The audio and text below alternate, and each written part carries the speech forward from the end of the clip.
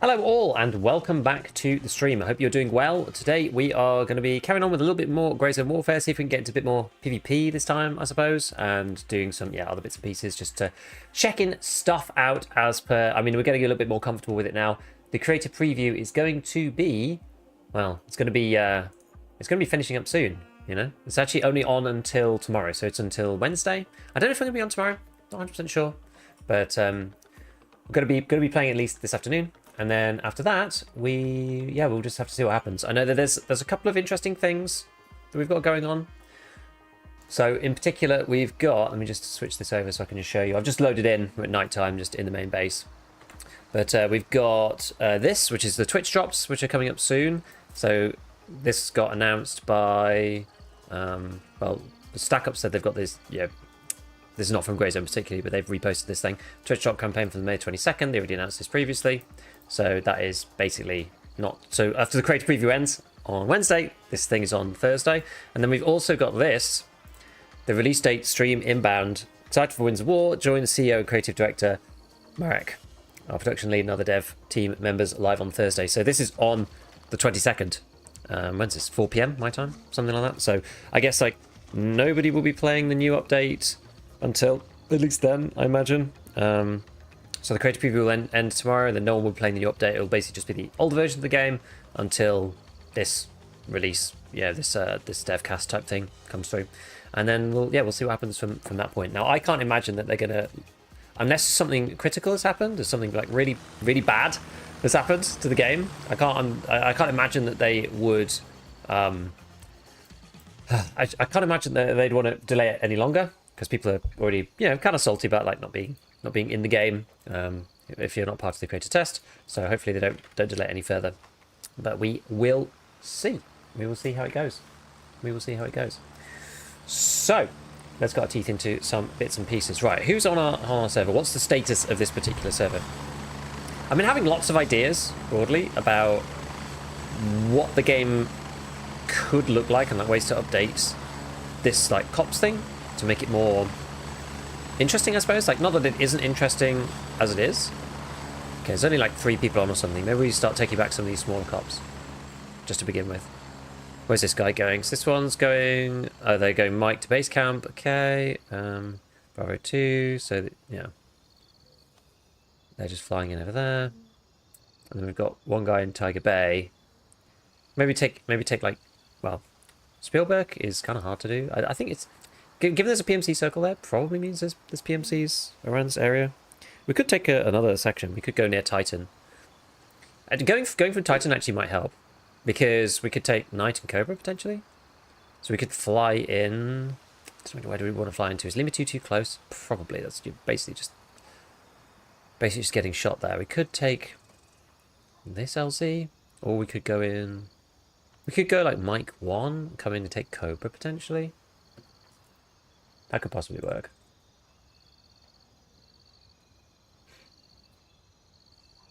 Right, let me just make sure everything's set up. Give me 2 seconds, my friends. Give me 2 seconds.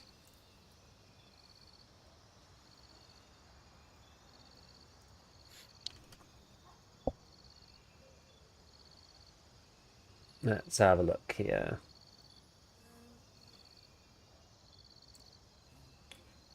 Okay, everything seems to be good there.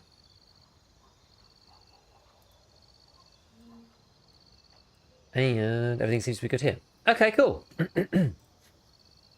Okay, right. So let's go and try and do that first. I was actually randomly I've got a shotgun, which is because I was trying to take over the various places inside the main bay in the main town. I never really used shotguns before. Some people had said that they were improved a bit, and I thought, well, let's just try them out. And they're really really good against the base AI because they're not using any. They don't have any armor, so shotguns are like actually insane against those guys. So we were trying that out last time, and that did actually end up working out quite nicely. All right, so but let's pick something else. If we're going to go and take over a regular fob or cop, as they're called, we probably want to have something a little bit more punchy to fight against the regular AI. I think FMJ's probably okay, honestly, for these guns. Has this just got? Yeah, this doesn't have anything on it, so maybe we need to take a flashlight for the MP7. What have I got that can go on it? I've got an NC Star flashlight. Apparently that can go directly on this, which is good. Yeah, we've got both NC Star flashlights and NC Star lasers in this game, which is kind of cool. We'll see. How is the update?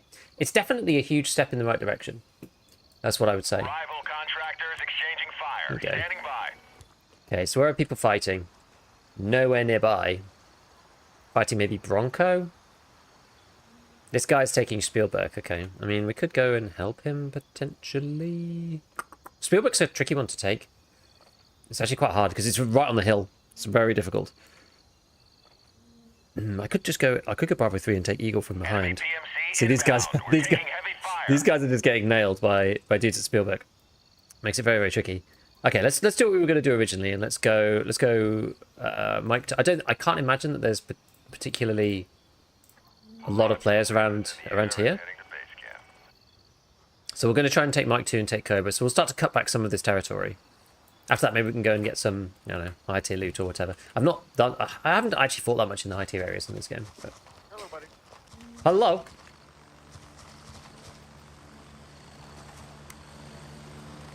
Are there counted sights in this update? No, you can count the weapons. If you've got a laser on, you can count the weapon so you're not actually looking down the red dot. Which is kind of interesting.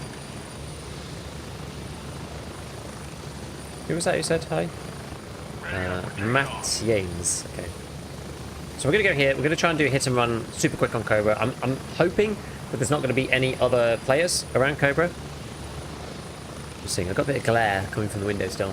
I maybe need to adjust my curtain. It's very, very dark. Use our flashlight. The flashlights work really well, actually. How's the preview? The preview's going good, yeah. I've got so many ideas for the way that the game could progress from here, but it kind of depends on what the Madfinger team actually want to do with the game. Like, how much do you want to take it towards a game like Squad? You know, how much do you want to lean into the cobs? Are they just a mechanic to allow you to get around the map more easily and respawn and stuff? Or are they an intricate mechanic that's they want to allow people to upgrade them and like them to be kind of more of like a bigger overmap type thing going on? I don't know. Oh yeah, I can turn off the heli. I always forget I can do that. Yeah, I think a release date will be announced during the dev stream as well. There's a dev stream, so the creator preview finishes tomorrow, and then there is a dev stream on Thursday. So tomorrow, Wednesday, the creator preview finishes. The dev stream is on Thursday, and they said that's the release date announcement. So we're actually super close to this, but I'm basically just gambling that there aren't any PMCs nearby. What I should do actually is I should waypoint this so that I can see it on my HUD. Make sure I'm going the right way. Right, we're just going to see if we can just run straight out. I changed a couple of settings. I also updated my drivers this morning. So when you see in the top right, you see shaders caching. That's the reason why sometimes the FPS is dipping a little bit, because I'm having to recache my shaders. I haven't updated my drivers for a while. I think it only seems... Well, from what they were saying, it's only really going to affect like 50 series GPUs. There were some issues with the 50 series GPUs. But I thought, well, we'll just do it anyway, just in case. Oh, another update that I made to this as well. So Clem, our resident graphics expert, he basically had a look into the DLSS that's being used in the game, and it's using one of the earlier transformer models, a bit like EFT was, until they updated it recently to Model K, which is the latest one out of NVIDIA. Because it's in the NVIDIA app, you can actually update to Model K already, like now. And in the app, so you don't need to do any NV profile inspector shenanigans or like be modifying registry or changing DLSS files or anything, any old rubbish like that. You can literally just like go into the NVIDIA app and just update the transformer model to preset K in there, which I have done. So that increases the stability of the picture dramatically. So we're kind of going to test that out. It's very dark right now. It's kind of hard to see much in general. I'm going to see if I could use the flashlight a bit better than the NVGs. Do you think there are any issues that need to be fixed before 4.3? Yeah, they need to change the announcer. So the announcer is way too loud. He talks way too much. But they've said that that's going to be the case. I think like every single piece of feedback that they've been given has included some criticism of the announcer and the way he works. Some people have like, naive. I don't think naive solutions are necessarily the best way forwards with him, because you don't want to like not hear stuff. Do you know what I mean? Like you don't want to not be told about things. This feels like a really bad entry point into this COP.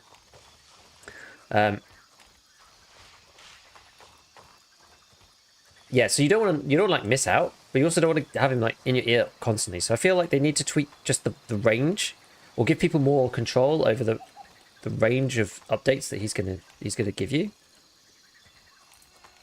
so that you can kind of tailor it. It's like if you're attacking a cop yourself, you don't really want this guy like wittering on constantly about other places that are halfway across the map, you know?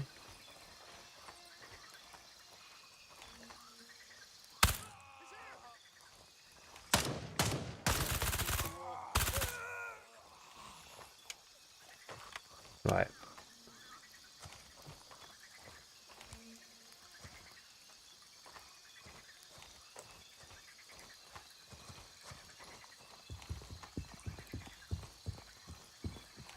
It doesn't feel like enough.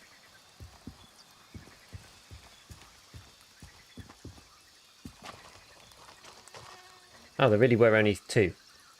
Bizarre. Objective secured. Cobra is under our control. Okay, this is our dudes now. Good.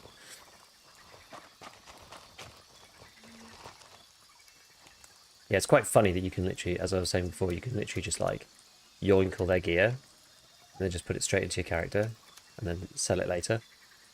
Oh, I didn't bring any extra ammo. Oops, I need...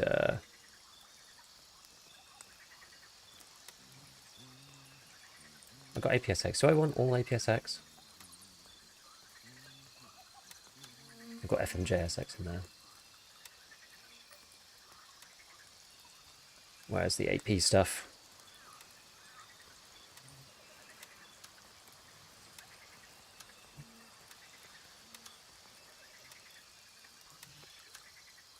Okay, let's split the stacks, got AP in those.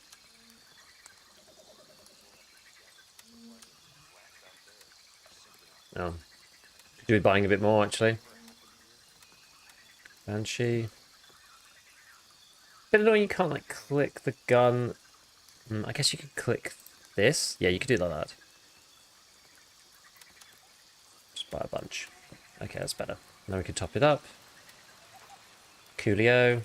Right, replenish this. Okay, so now, so you get a point like this, irrespective of. Hostile PMC spotted. Attack in progress. Okay, they're still trying to get Spielberg. You get a point regardless of whether it's just you. So, like, I'm clearly not fighting enemy PMCs, right? Quite clearly, but it still shows a combat zone point. Which I find a little strange. I don't think it should be like that. I think they'll drop the update at the end of the dev's live stream. Yep, that would make sense, yeah. I don't think that they have anything serious to fix, personally.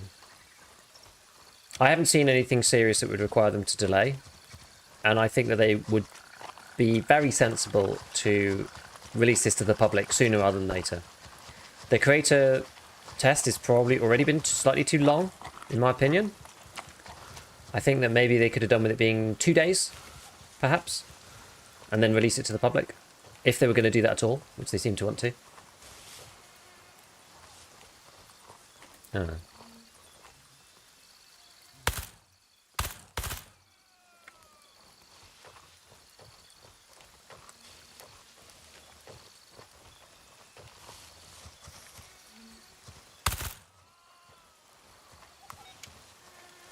AI way less spongy than they used to be. It used to be really insane.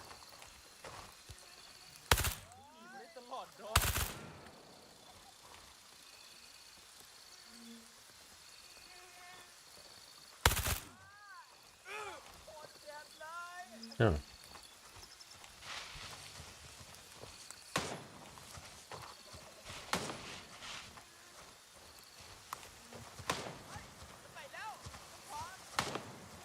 I feel like I'm going to get taken out at this point. I'm not being quite careful enough.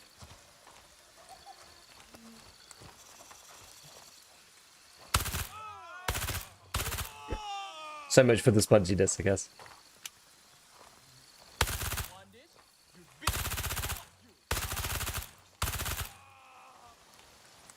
Well, it was going well.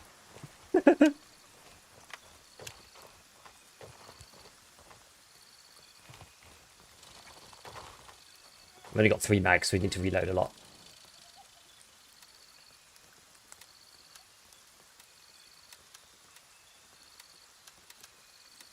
We've established control over Spielberg. Hey, they did it finally. Okay. Good stuff. Alright. Preset K considered to be the best. Yes, there are some downsides that I've seen with it, to be honest. It's not... It's like many things, right? Like, it's not... You can't just have everything in life. There are some downsides to Transformer Model K that don't appear on some of the other Transformer models. But overall, I would say it's good. Like, in EFT, I haven't got enough experience with Grey Zone to be able to tell you what's good and what's not in Grey Zone Warfare for it, to be honest. It does just look a bit better here, but I know in EFT, after using the regular Transformer model, I think we were on D previously. After using D for such a long time, you know, I'm aware of what it looks like on that quite intuitively, I would say.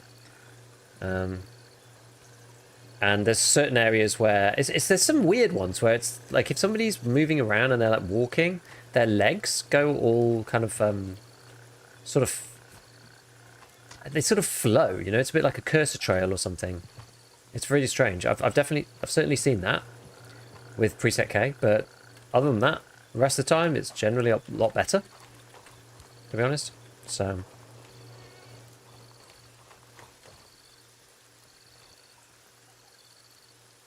it's a CQA1. I guess we'll just take the T1. It's a shame you can't shift click that.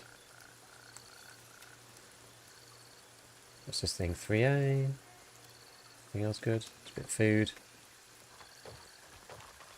And check the other bodies. We may as well we're on our way.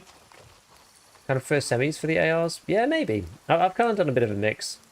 I'm trying to just get used to doing a bit more full auto because it does seem, you know, if you're not trying to preserve your ammo, which I don't think you really should be, then I think you're probably better off just working out how to do full auto, because that's the way that you're going to end up killing people, right? Like, this game is...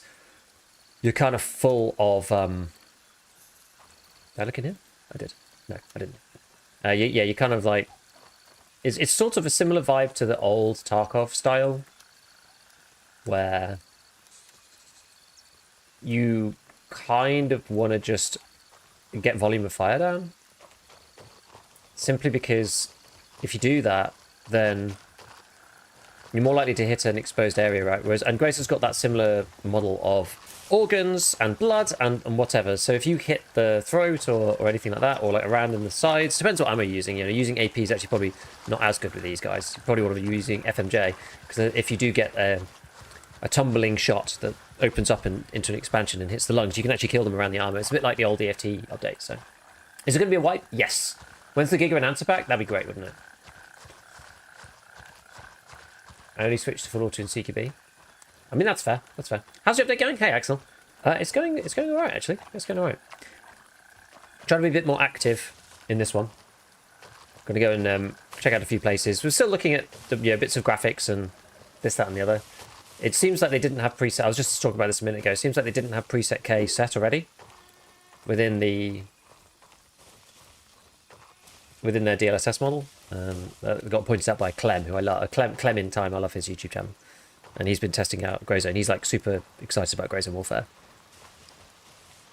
which is nice. So he's been having a look at it, and he's saying they're using like E or something, Model E, like something that's not using the new Transformer model. So I changed that this morning, and it does look a lot clearer, I would say. What I saw on the dev stream, 4.6 has the least tumbling. Probably, yeah. I think it just depends sort of how APE the bullet is that you're using, caliber. It did show that there was some tumbling on FMJ, though, I think. They did show 4.6 on the dev stream.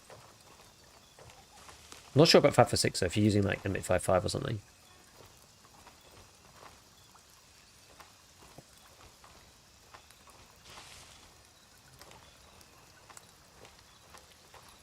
Can't really see. I probably want to be over by that house. I probably want to wheel around this way. Go over by this building. Yeah, I've been brainstorming all sorts of cool stuff that they could do. I do think that there should be some sort of system for upgrading cops. I think that would be good. And I think that there should be some...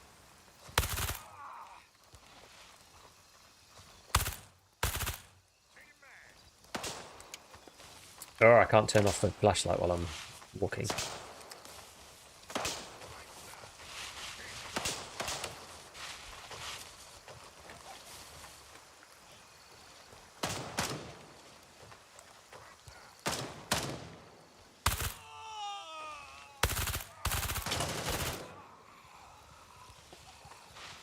Is that all of them? Don't think that AI responds to flashlights.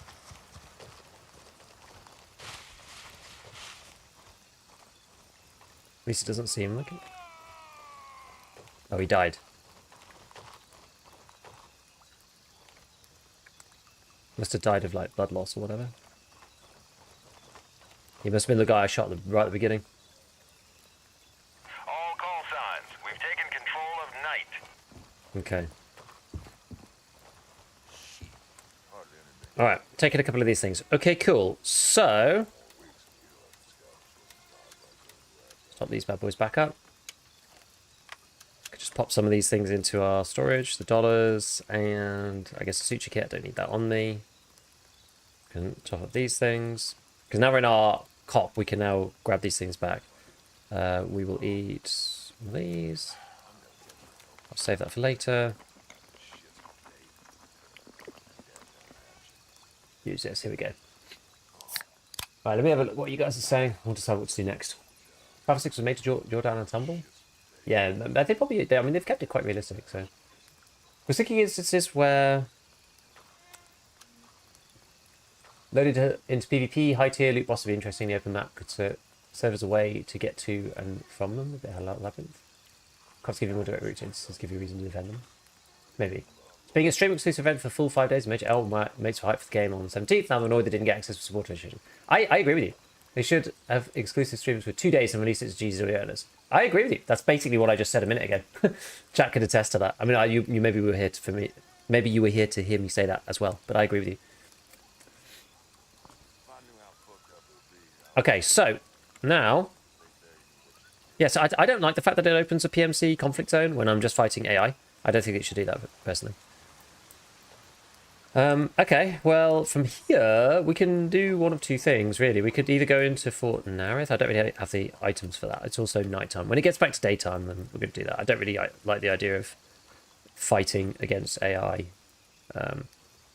It's even worth waiting for the chopper. If I call the chopper in here, 2 minutes, the chopper, and he's going to pop me off there. I probably can't run that in 2 minutes, can I? Is this 100 meters? I can't remember what the distance is. This is probably a kilometer.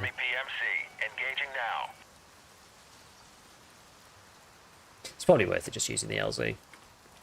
Have I got everything I need? I think so. Yeah, this is too dark for me to want to play any of the like high loot areas personally. But yeah, I don't know. I just think that there could be some more cool systems. There's like lots of things that I have in mind. I don't know, I'm not a game designer, right? I just try to think about what do we actually want from first principles. I think that's probably the best way to think about these things broadly. What are you doing here? Run away, bitch. Go. No, what are you doing here?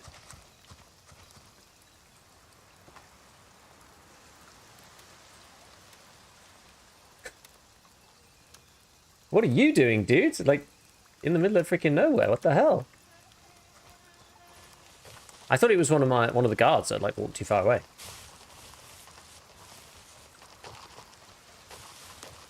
Anyway, so I think there could be some really, really cool systems. So for imagine. I don't know. I'm trying. I don't want to make it too complicated. This is the thing. So I'm like the suggestions that I have are just that, suggestions. And you could. Madfinger could do various iterations of, what I'm thinking about. But you could have many, many things, such as, upgrading cops in some way, so they're harder to defend. So actually, let's start from first principles of what do we actually want, what do we want players to do? So right now, the cops act as a shortcut for the gameplay loop that exists around questing.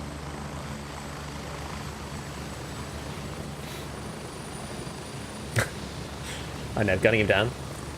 Yeah, so the gameplay loop exists around questing. So the cops are there. So they've made some changes to the quests to start with. Get ready, we're moving out. already to stop you from having to go back and forth from the base. So the cops mean that if you've got a quest around Fort Narith, you can take overnight and you can go back and forth from night as your forward operating base, basically, your combat outpost, so that you then don't have to continue to go back to the main base. That's fine. That's fine. So that's kind of what the cops are. They sort of are circumventing some of the tedium and the downtime of having to go back to the main base. Outside of that, though, like, what do I actually get from going and taking Cobra at night? There's not any loot at the POVs, really, except for a bit of AI loot, which is okay. You know, some of them are all right, like especially if it's owned by another faction. That AI is, they like have M4s and stuff like that, so, you know, ACOGs and whatnot. So there are things that you can get from those guys, but it's not the most entertaining system in terms of, not entertaining, but it's not the most incentivized system ever for you to want to go and take them. So what does it actually give you other than access to better spawn points for doing your tasks? And so I was thinking, okay, well, what could you actually do?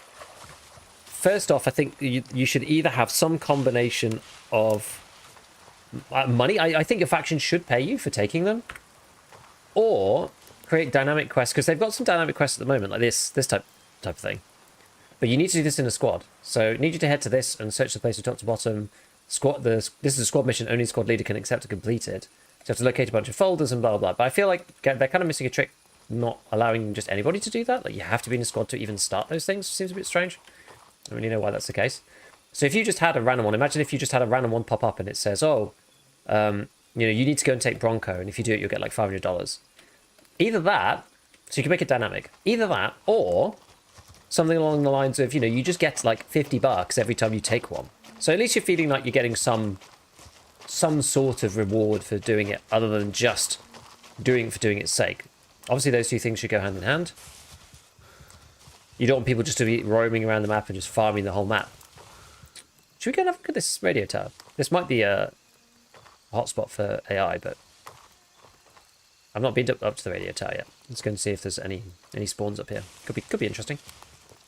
Stuff like this has made the game a lot better, by the way. But yeah, I think that you should get like some kind of financial reward for doing it, because you do have to spend bullets and whatever to go and take the cops themselves. So that's one thing that could be cool. I then... Oh.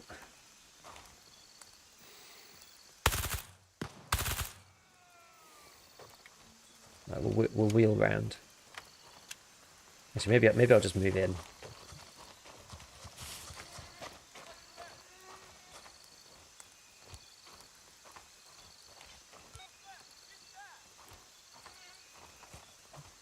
Don't have any nades or anything.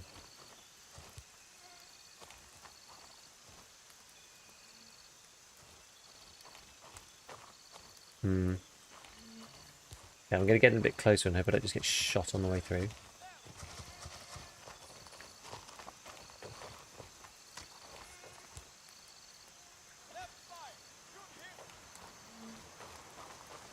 Still kind of darkish.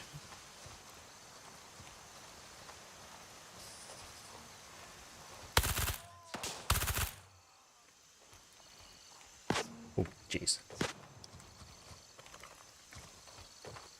Eyes on Spielberg. Hostile activity detected.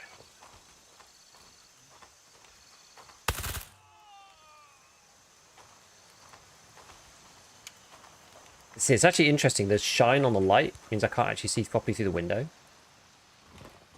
So my laser, oh, sorry, my flashlight glares on the window. Which is sort of interesting in and of itself as a like realistic gameplay mechanic. I quite like that.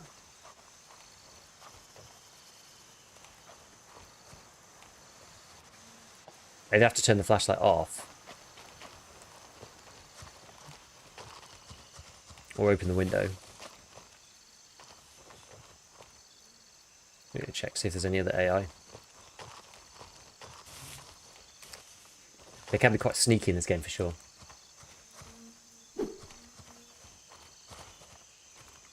So yeah, what were we talking about? So yeah, we were talking about missions and then upgrades. I think, yeah, so I think that a system that could be good would be AI goes and attacks the cop points on its own. I think that would be quite useful, or quite good, so that you'd have to kind of defend against, you know, attacks from bandits Microphone.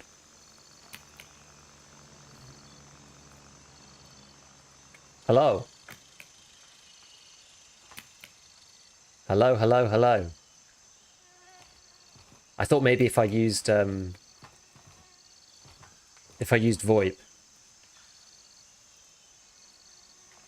then it might let me use the microphone. It didn't, so I was hoping it would make like a tannoy announcement. Yeah, so more incentives to take the cops themselves. Number one, that's the thing that I think would be good. Number two, if the AI went to attack the cops, then that would allow you to do other stuff, right? Because then there's sort of degradation inbuilt within the system.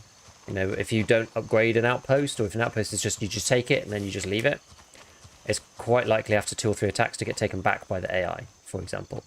That was kind of my thought process. So you could do things like, you like create a resource for the cops, whatever that might be. The one that I had in mind, and I don't really, you know, I don't really care what it would be, but I think it should probably be more combat orientated than it should be like supply and logistics orientated, personally. Because in squad, for example, you go back and forth with the logistics trucks, but that kind of implies that somebody has to play logi, which you don't necessarily want someone to have to do, especially in a game like this. It depends on how Madfinger actually think about it and how what they kind of want players to do. So you could have something like, my idea was having something like influence points.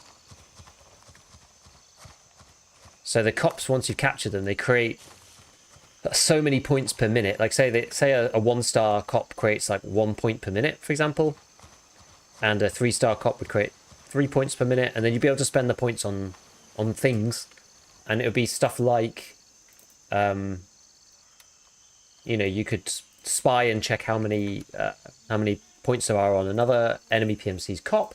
You could do stuff like bribe the bandits to attack an enemy cop, that kind of thing. So that would take quite a lot of points. You could do something like, you know, bandits are going to notify you if PMCs are sort of in your area. So where are these points? So imagine that this is like a PMC conflict zone. You know, bandits there'd be a bigger circle like this, but it would tell you that there's a PMC nearby from the enemy team. It'd be like blue or something, and that would be for like a limited time, or maybe even just a single snapshot. I don't know. Radio tower's quite cool. There's not actually that much stuff here though. Did I loot this guy? I don't think so, actually. So I was just thinking of ways that the cops could be more interesting in and of themselves, that would incentivize you to actually do stuff.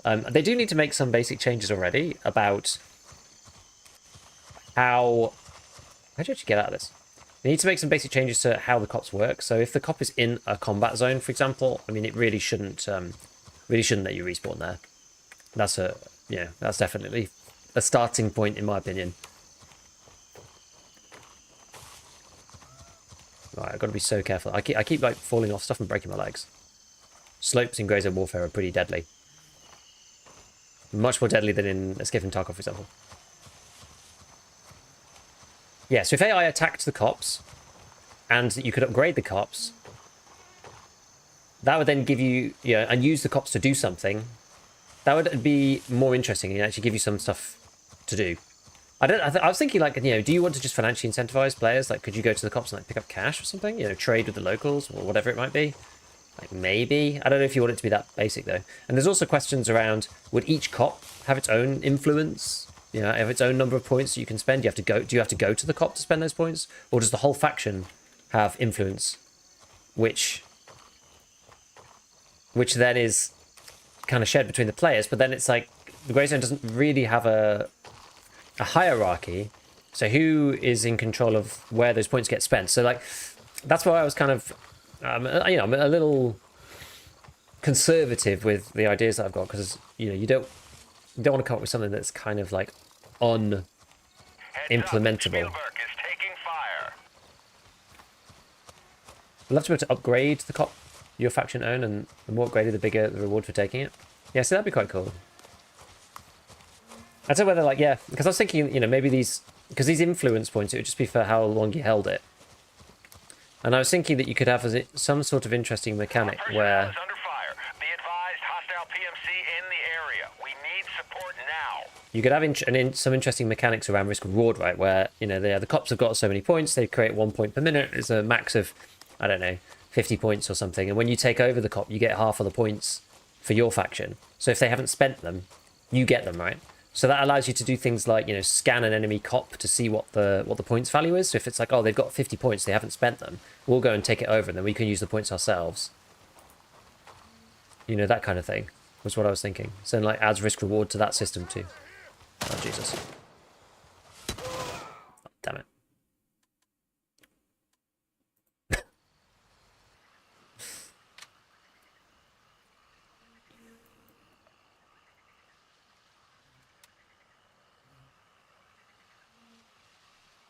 No, we're good. Hey, Kenneth.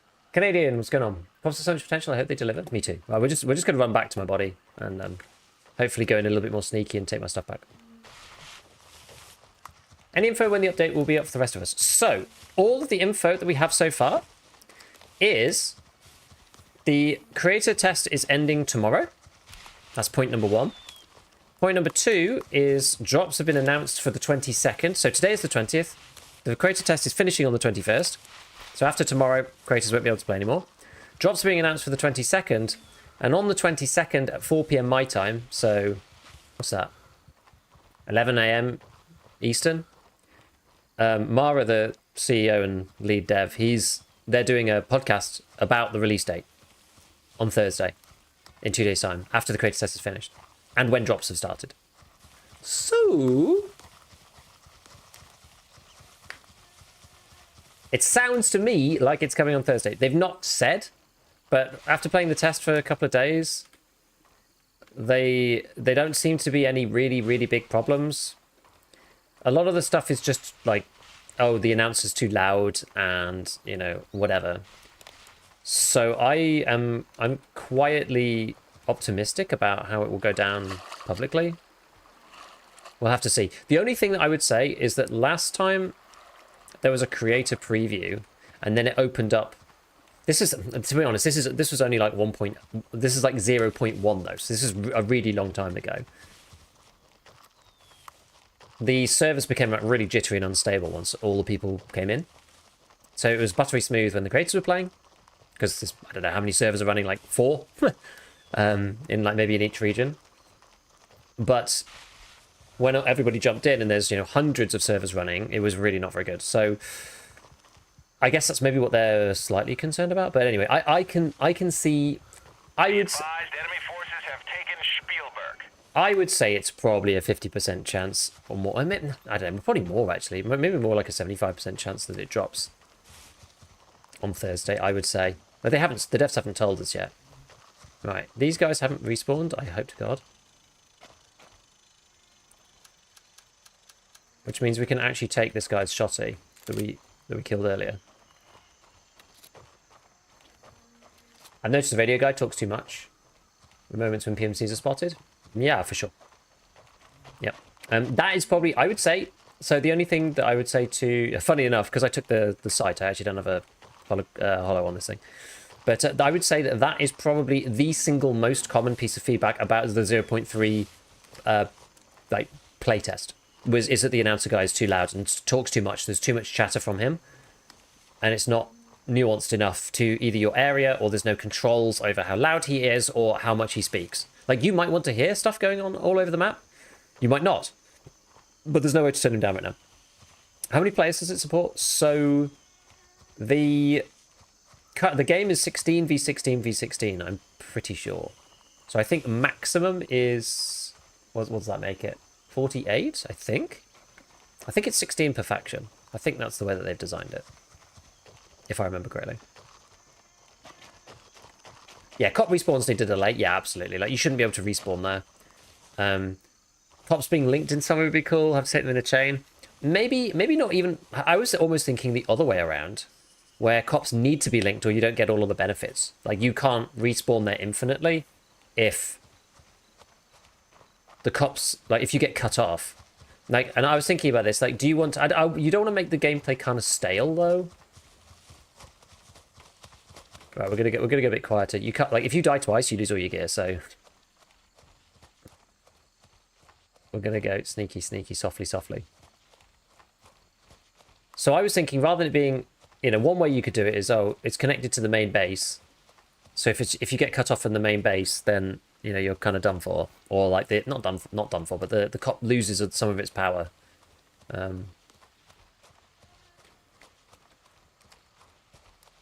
Where did I die exactly? Might even like crawl in or something. But I was thinking, actually, maybe you connect it to like a tier 3. You know, if you connected it to a tier 3 cop, so for example, you know, like this is a level 1 cop, but if you connected it to a tier 3 cop, if cops were, you know, connected to this tier 3 cop, then that'd be okay. Because that would then, and there's been situations on other servers I've seen where, you know, our guys have not got this territory or this territory, we do have this territory, but if you've got it connected to Westmore, for example, then that would maybe be okay. That would feel like a good middle ground between making it dynamic, but also allowing you to cut off cops if people expand too far, maybe? Something like that. But I'm not really sure.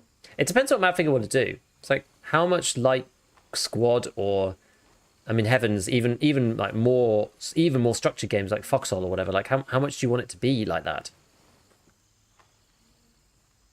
I was kind of running away, wasn't I? Did I die on the low ground? Oh no, there I am.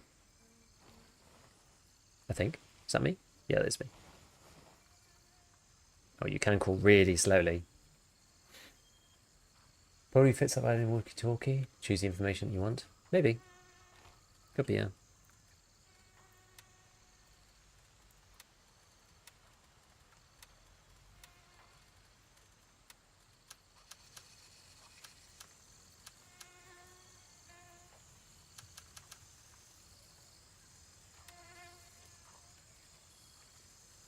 What happened here?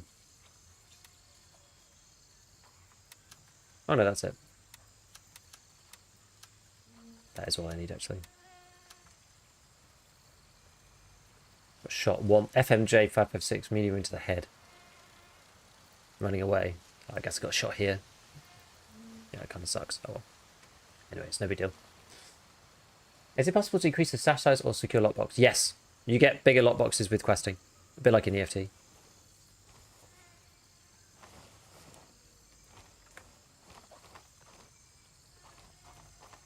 And then the stash size, I'm not sure, but you can now buy cases.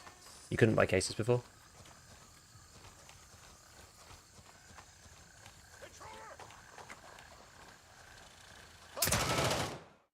Are you serious? Dude.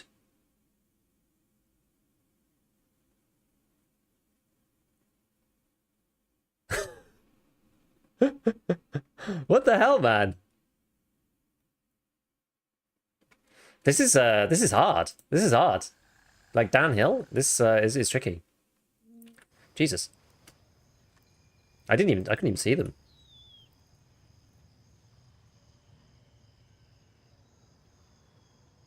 This place is a fucking shithole.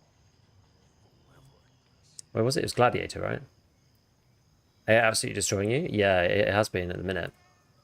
But I'm gonna waypoint this. I think because this one is up on high ground, maybe we could do something like, I think I lost my last SVD the other day, but we can try something just like the M4. Oh yeah, I'm not even seeing these guys. Let's have a look. Well, have I got anything good? We can just buy stuff. I could just buy an SVD, for example. I mean, we don't need to. We could just go with an M4, for example. This is fine. Let me see if I've got any space for stuff. So I don't think. Got to buy a suppressor, like for this guy, if we want to do it like nice and silently. So this one. Where's this gun? So this supports that directly. Have a look at Gunny. QD, SF3P, RC1. Which was the better ones? I can't remember. 5, 3, 7, 4. Probably this one. So we go SF3P, I suppose, and one of them. That should work. We should be able to connect those together. Okay, that should be able to go on my gun, I hope. Probably need to take off this, though. Go for 3 prawn. Alright, cool. Do I want just an ACOG? Maybe I want... Actually, can't. I don't think you can put the laser on this, can you? And yeah, I'm still not sure exactly what you can and cannot do. Some of the modding is really annoying. Like, not... It really shows you how not having a proper modding screen is really, really painful. I think this work... Does this work the other way around? Yeah, I think you need an M-Lock 3 for this. Hopefully this fits my gun. Yeah, it does. Okay, because what we can do now... Go back to my character. What we could do now, I'll show you. This is where the leaning kind of thing actually works out quite nicely. We'll grab one of those. I need another. Hostile PMC engaged. Commencing offensive. I wish there was a buy button as well. There's like quite a few quality of life things that they fixed, but there's still some quality of life stuff that I definitely think needs to be, changed as well and updated. So we've got, I think I've got that already. Yeah, CT, that's fine. Where's my meds?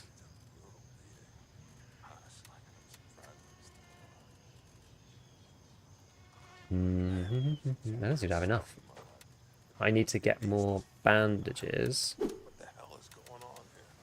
And more splints, I think.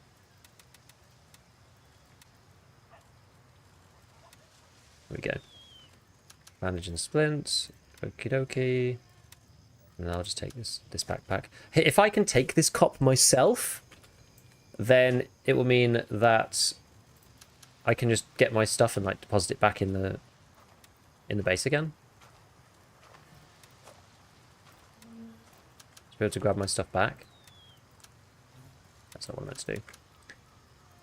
Split this, top this up, there, top that up. Yeah, I don't need a belt, so it's not actually that important right now. Okay, alright. Yeah, so now we can do this and this. So we can still use the red dot, but we've actually not red dot, sorry, but the laser. Right, we're gonna run. We're just gonna run there. I think it's probably easier. I think. Yeah, it's not worth it otherwise. Right, we can just chat about some more systems. Yeah, I don't know what combination of things would be good. It's hard to know what combinations of things would be good in this game. Upgrading of cops, and making it more like.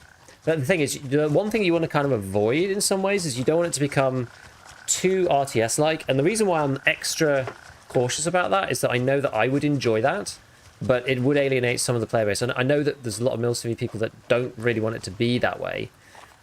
You also have to be cautious about not making it too much like Squad, where somebody has to take over the role of like commander in a game that is not really like that, or hasn't really been designed, because Squad is designed from the ground up with the idea of command organization, a casual version, but command organization in its DNA, if that makes sense, right? Because like there has to be a commander. That commander can speak to all the squad leaders, but the grunts on the ground can only speak to their squad leaders. So there's like a enforced level of kind of top-down communications that needs to happen with Squad. But Squad's got this like logistics thing as well going on, and do you want people in GCW to have to play Logi too? Like, not really. So it's, people like playing Squad for different reasons. Some people want to be frontline troops. Some people actually like flying the chopper or driving the truck, or at least some of the time. Not all the time, but some of the time. So it's hard to know. Before release, I got the impression you'd be able to drive vehicles. Without vehicles, the map is pretty shit in my opinion. I think they just need to make it more interesting with more POIs and stuff. Like, they've added 60 more. I would say the map feels a lot better than it did previously, because it was just the LZs, right? And they felt really far apart, and there wasn't anything at them. They're just like open bits of field. Now with the combat outposts, there's a lot more on here, because if you look at with both, you're now like, there's quite a lot of stuff scattered, and then you've got the actual POIs themselves. So it does feel like there's a lot more on the map now, and they've tried to make them more interesting as well, which is good.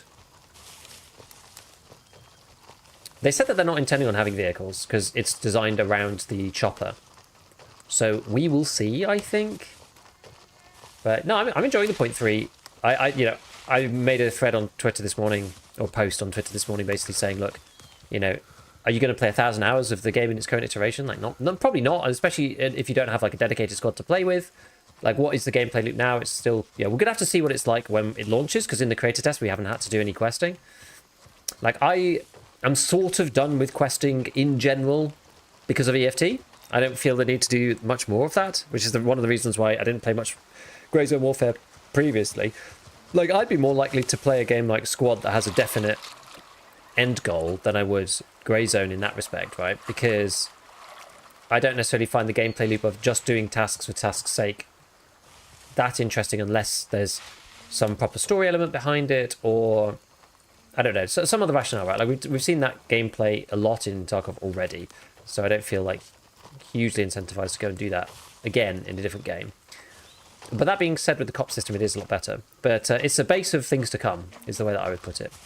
So a lot of the time spent between 0.1 and 0.3 has been on making it so that the game actually is playable and functional. There's a lot of tech stuff that they just had to do up until now, which I think that they've done pretty successfully. So yeah, I don't know, we'll see. Right, if I put this bad boy on single.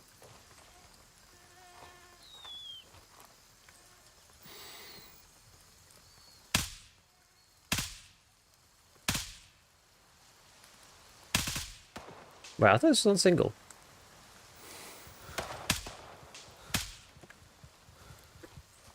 I thought this guy had single fire. There we go. So it is on single now.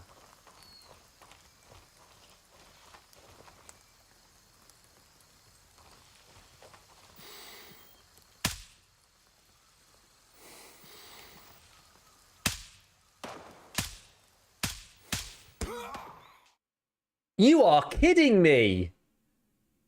You're actually kidding me. No freaking way, dude. Not again. Not again. Dude, the AI at distance is hard. Okay. All right. I died on the hill right there. Those guys seem way overtuned. I've not had an issue with the AI until today, weirdly. I think I've not fought them at range much until now. That's always been crazy to me, play Milsim and be the chopper pilot. Some people like it. You know what? I am not opposed to playing Logi sometimes. I'm really not.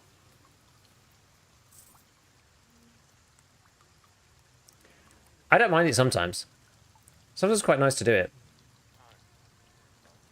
Dude, what the frick? Right, what can we buy? What can we buy that's actually long range? I know there's, you could get M700s and stuff from this dude. This is like the Gucci one. The Gucci suppressed M700.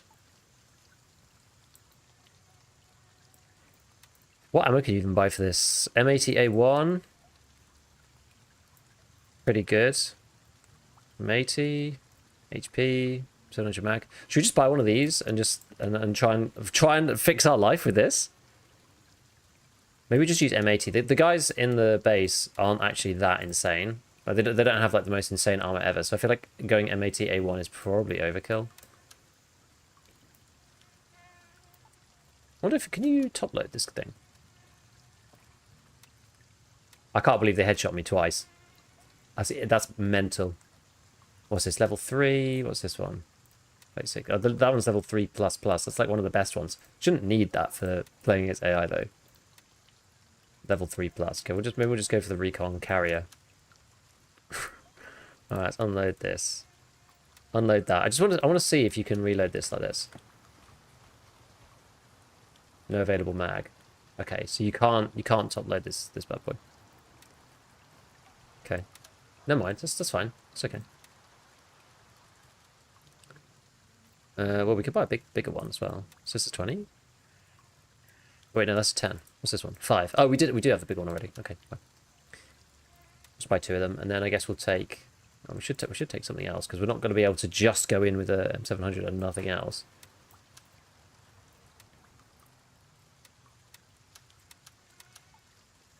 This felt like the perfect place to go and do this, you know. To go and take those guys out with something long range. Confirmed. Enemy PMC under fire. I'm not sure if it's worth taking the razors. I don't know. Can't really tell much difference. Tactical. Get rid of that. Hostile PMC spotted. Attack in progress. I do want to take a bag though, because I want to be able to try and get some of my stuff back from the AI. I don't know whether I should take a second gun. I don't know if I should take like an MP5 or something, just so I can at least like fight in CQB. Hostile PMC engaged. Commencing Launching offensive. Maybe I just take the shotgun or something. So I can fight people at close range. Like maybe do that.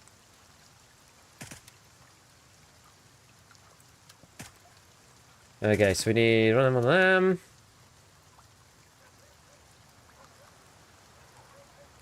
I'll do. Okay. Right.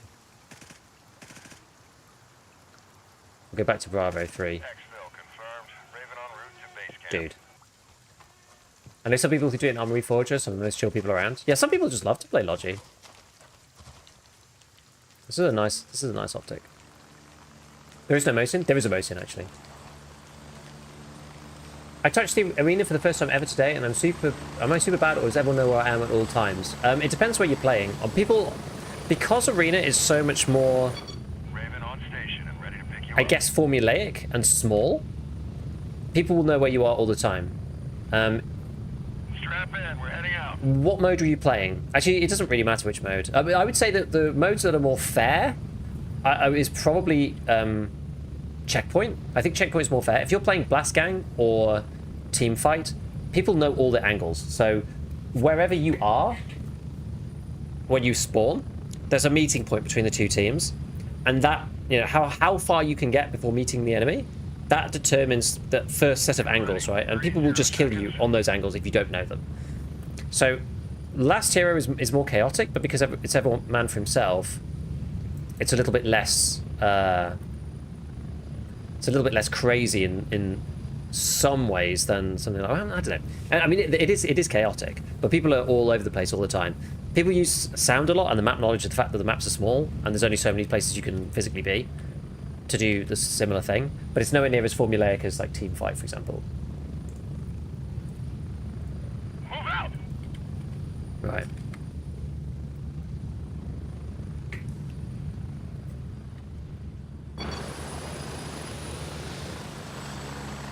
But yeah, I quite like playing Logi sometimes. I used to play Logi on squad occasionally.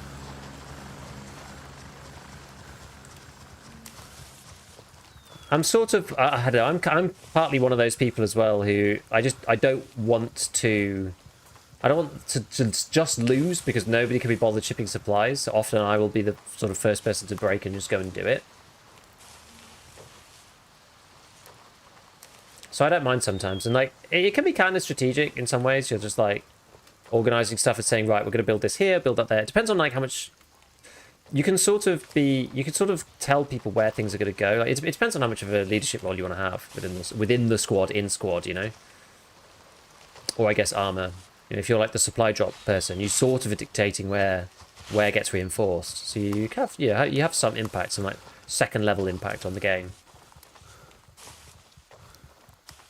But no, I played a game a while ago called Foxhole, which is, we talked about this the other day, which is, you know, every single, you start off as a noob, right, and you just go in on the front line. Every single ticket for the respawn points, every single bullet, every single gun is like made somewhere by a player in a factory. So it's pretty, it's kind of interesting in that way that it's all player driven, but because of how it is, it's kind of hard to play in some ways, I would say. But lots of people in that literally just play like backline regiments and they never go and fight. Some people don't anyway. Right, I'm gonna try and find my body first in safety. You know what I probably should do? I probably should switch these first off. Just in case I meet somebody, because I've been flagging this position for ages.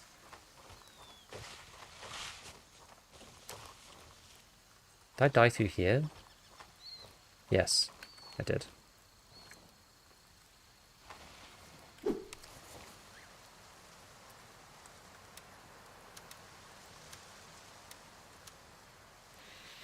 Okay, well I'll swap this onto my body now.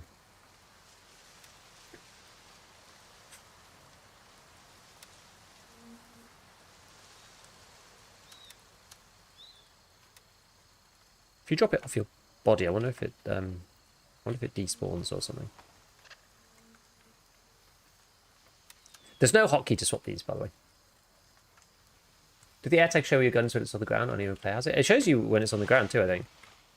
I think it shows you at all times. Right, we can get further away because we've got something really big now. Unless you put something that would be insane with a high caliber, that would be insane behavior. What's that?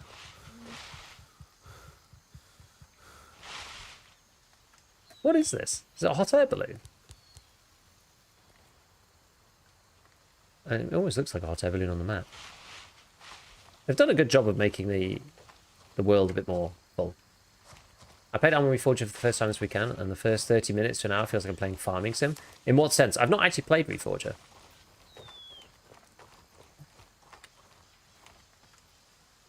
I wonder if they'll spot me like this.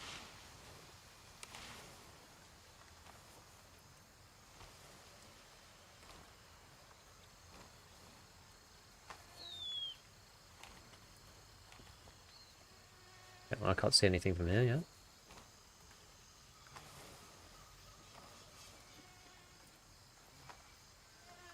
I wonder how far this is. What's the rest of the map looking like? Okay, they've taken Spielberg. Are the AI going to kill me from here? Contact made with enemy PMC. Engaging now. I guess we can kind of figure it out. I think this is 100 meters. I think this is like 200 meters.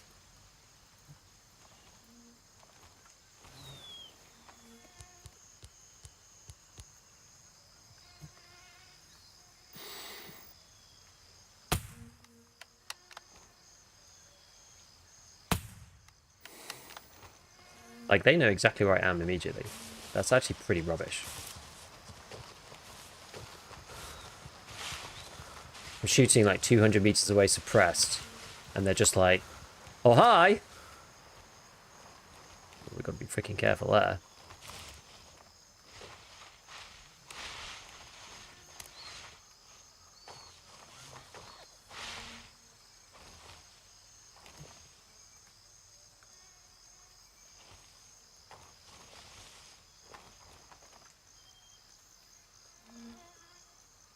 Let's further around.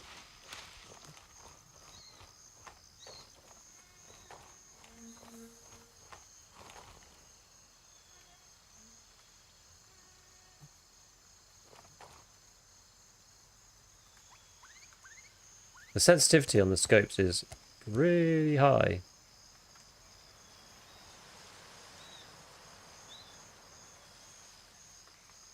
Don't think I killed them either. Unless I'm misreading the distances.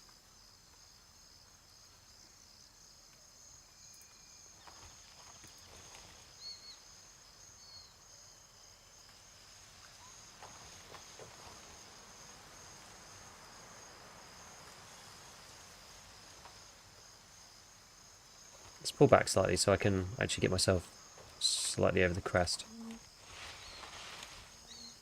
Yeah, this is where I died from previously.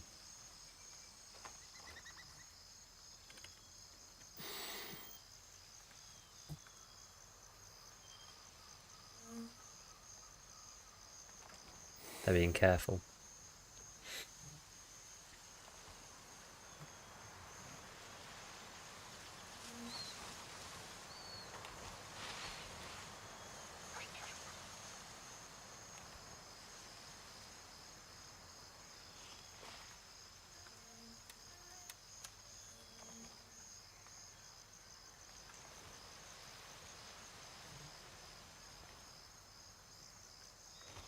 You guys hear that? Was that somebody talking, or...?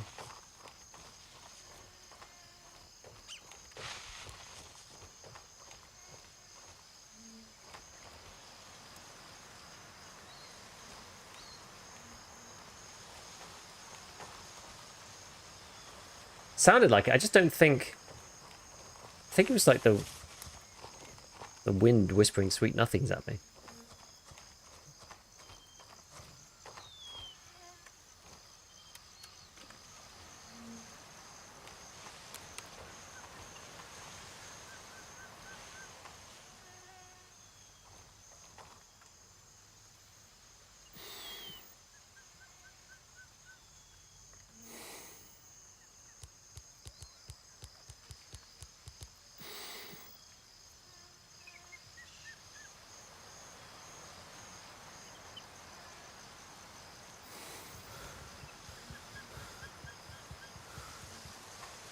glass kind of lensing is actually pretty cool.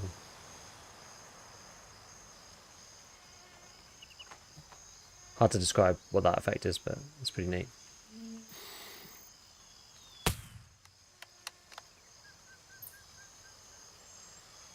Seems like he went down.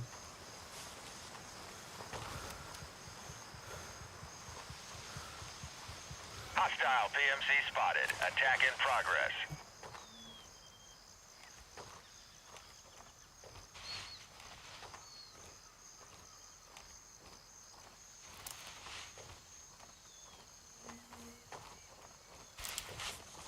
Don't know how many are left, if any. It's hard to tell.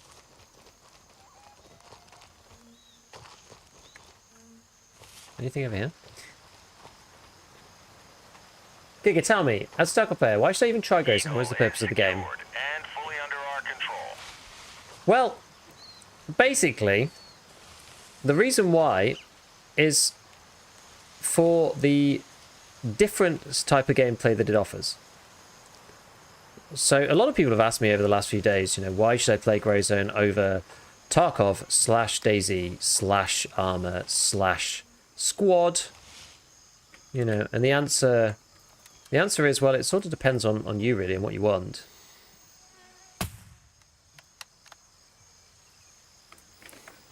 It depends on what you want to do.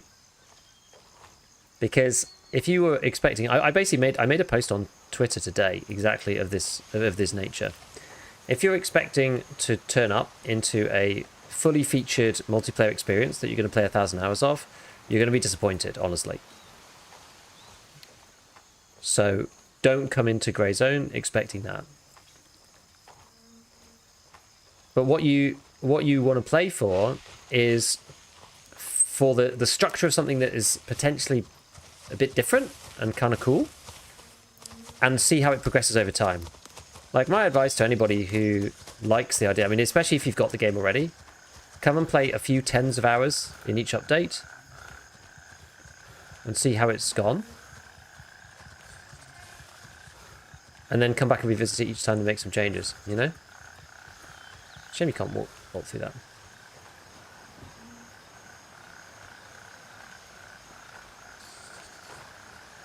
Okay. Objective secured. Gladiator is under our control. Oh, yikes, right, we finally did it. Bloody hell.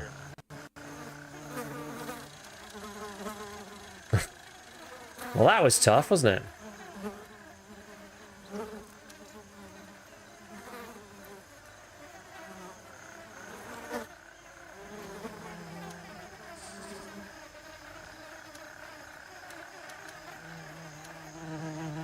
So yeah, don't come expecting this game to be, you know, the best thing right now, right? There's still a long way to go.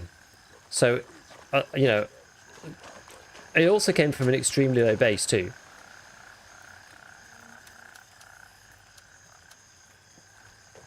.1 was the definition of not fleshed out, and 0.3 is a lot better than it was. But obviously, you know, we don't compare games to each other in that sense, right? There we go. Let's swap those. Like, that doesn't. None of those things give you any reason why you should go and play this game. Actually, where is my body? I'm interested to see. Sports bag. Guess we'll just take out this little M4 again. What did I do with my mags?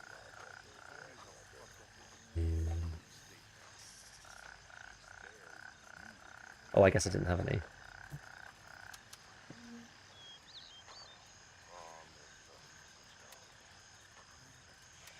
Okay. So where was my body? I'm gonna see if I can get my shotgun back.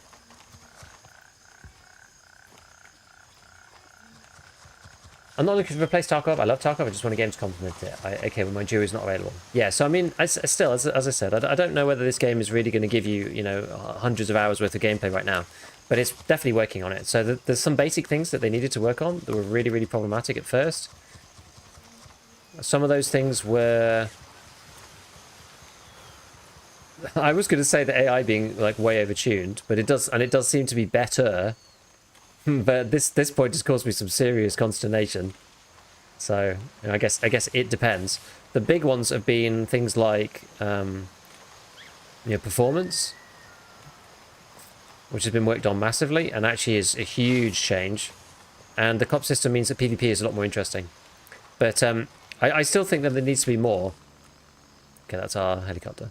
There needs to be more mechanics added to make the game, compelling to play and have a closed gameplay loop. Right now, if you come in and you enjoy doing the questing, and I think when it's hard to tell at the moment in the creator preview, actually, because we've got max traders and we're not having to do anything for cash, which is part of what these games are about, right? These looter shooters, that's what they're about. You have to manage your stash and you have to manage what equipment you're going to take and manage your money. You can't just use best in slot stuff all the time or you'll lose money over the long run. Maybe, did my gear despawn? Maybe it did.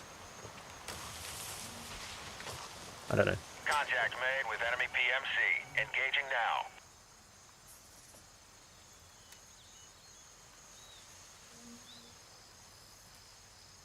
now.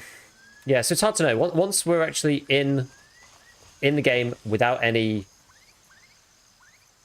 like max trader stuff, you'll have to go and do your missions as well as go and do other things like capturing the cops and whatnot.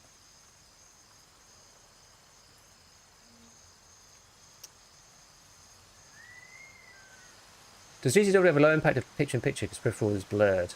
I don't know. It does impact it. So like, let's see. So right now I'm at 106. And when wrong button. When I go into this mode, it comes down to 75. So it is still quite a bit of frame drop. I mean, you would imagine that they could render it way worse outside of this. They're probably not optimizing enough.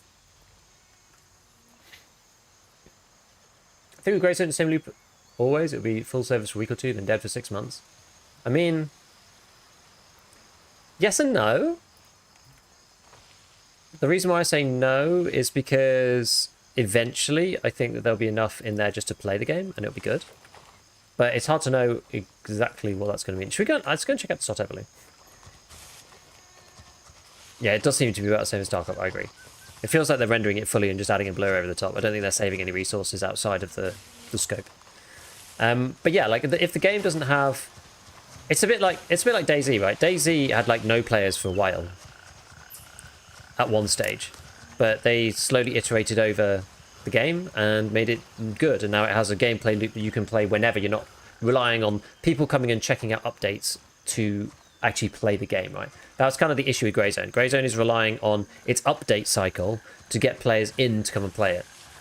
Tarkov always has a base level of players. So does DayZ, so does Squad, so does Arma. Whereas Greyzone doesn't have that. But it's super, super early access. Like, and we're coming from a really low base too, right? Like, we launched into this open world game, which was like this permanently, always sunny, permanently. No day-night cycle, no weather, like hardly any weapons, almost no loot, and just quests to do, nothing else. With the AI being like vastly overtuned. So that was the way it launched. And the graphics were hard. It was just very, very difficult to run on any PC. So it was a pretty toxic combination of stuff. So now it's a lot better, right? And the technicals of the game are a lot better. But there's still not enough content in here to keep people playing for a full wipe. Balloon crash site. It's kind of neat.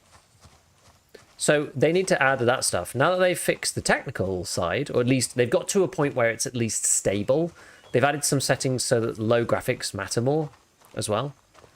Now that they're at that stage, now they can start working more on the game, right? Because like a lot of the things that they needed to do, like some of the AI, some of the ballistics, the graphical settings themselves, now they need to work on the game loop. And they've added these cops, which is definitely a great start, but it's not the be all and end all. You know, it needs more than just that. Shame you can't jump on the balloon.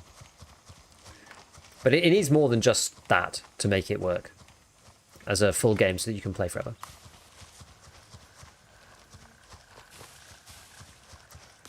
Hey, look at the common.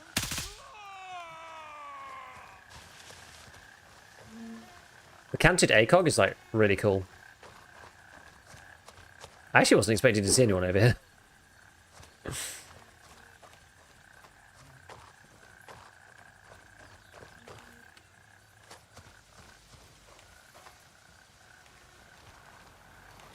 keep forgetting what button it is because it's... a whole bunch of boys over there.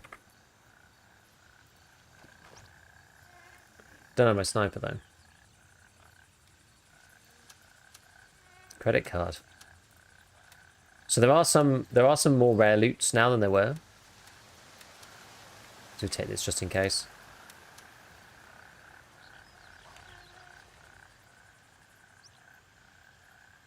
I don't feel confident about actually making these shots in grey zone.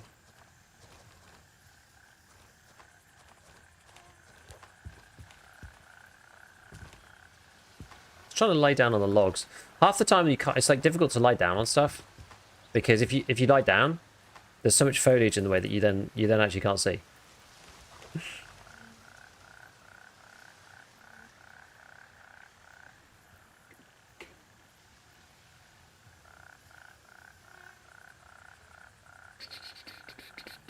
A lot of people have bought the game already. I think they need to remember that too. Actually, I think Madfinger forgets that a lot of people already own the game, and they actually need to move away from like marketing the game to new players, versus just like marketing the game to players who already own it.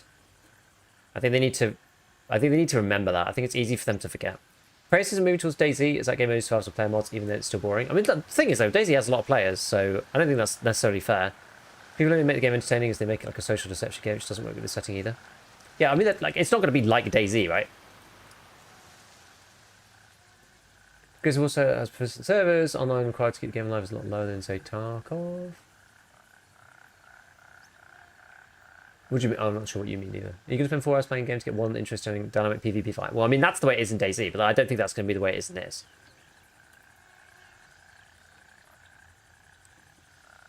I wish PSG would add canted irons. There we go, right? Plenty of loot between test and loot hit over a mil each wipe. Level 15 most recent one, already at level 3 on most vendors, almost 200k. I think, yeah, you have to just go to the main like hotspots though. It's not like an EFT where you can just like wander around.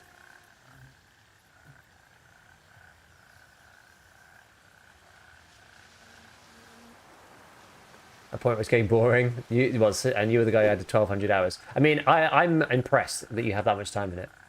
I'm impressed. GW is what I wanted from Tarkov, the early 2016-17 treatment to believe I was going to get a different game.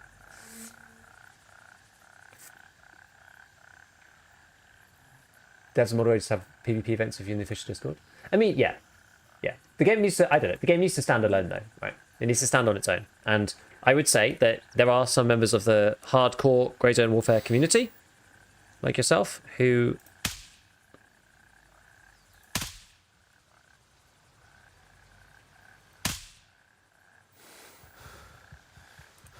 I think we iced those boys.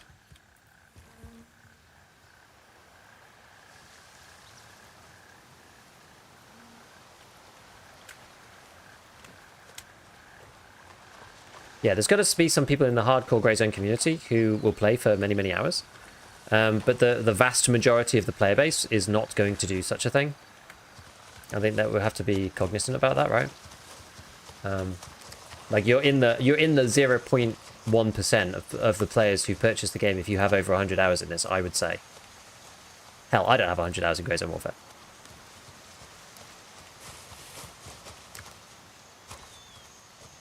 So, you know, yeah, some people really like it, and that's totally fine. There's nothing wrong with that. I'm not saying that people are wrong for playing for a long time. It's just that if there's only, you know, a handful of people playing, then they need to do more to, you know, basically satisfy the rest of the player base.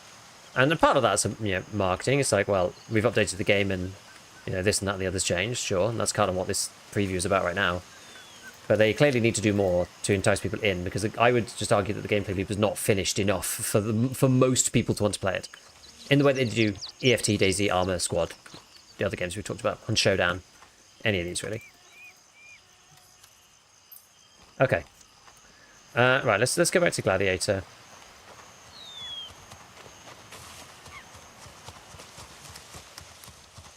When do you think it's going to release to the public? I think that it's going to release on Thursday.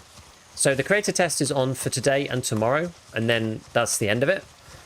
Drops are starting, so that's Tuesday and Wednesday, right? Creator test is Tuesday, Wednesday, and then finishing on Wednesday.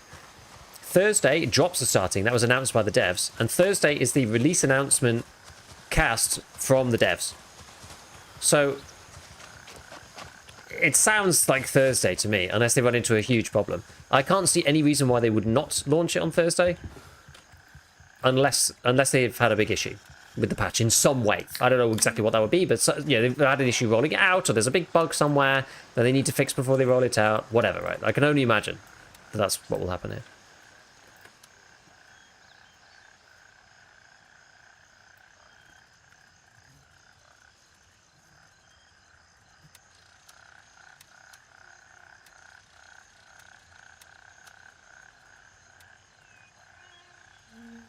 Right, do I have any more food? I want to see how much the credit card's worth. Because I didn't play the game that much since they did the like high-value loot updates. I think this game has a lot to offer, but it's good to remember the game is still a skeleton. Yes, it's only been out for a year. And it's come from a very, very low base. Update release stream. The update release stream is Thursday. There's rumors it may release the day after the stream. Okay, I mean, that's no big deal. But I mean, it's either going to be day of or following day. I wouldn't be surprised if they do it the day of. So like, by requiring lower online to stay alive, I mean, Tarkov at minimum needs enough players to fill a lobby every couple of minutes on every map. Grazo needs minimum enough players to keep one lobby full per region server full. True. Yeah, you do actually support more players in this game.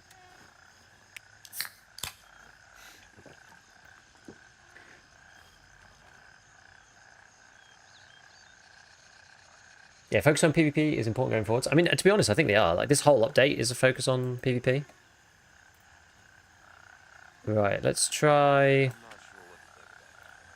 Let's go... I'm going to go Bravo 2. 6 minutes! Well, I guess it's fine. We're all going to be on our way there anyway. What's that? Some random crappy mag. Oh, yeah, how much was the...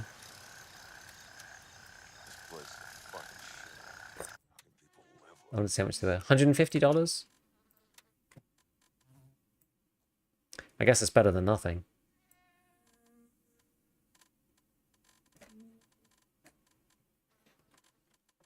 Hostile PMC spotted. Attack in progress.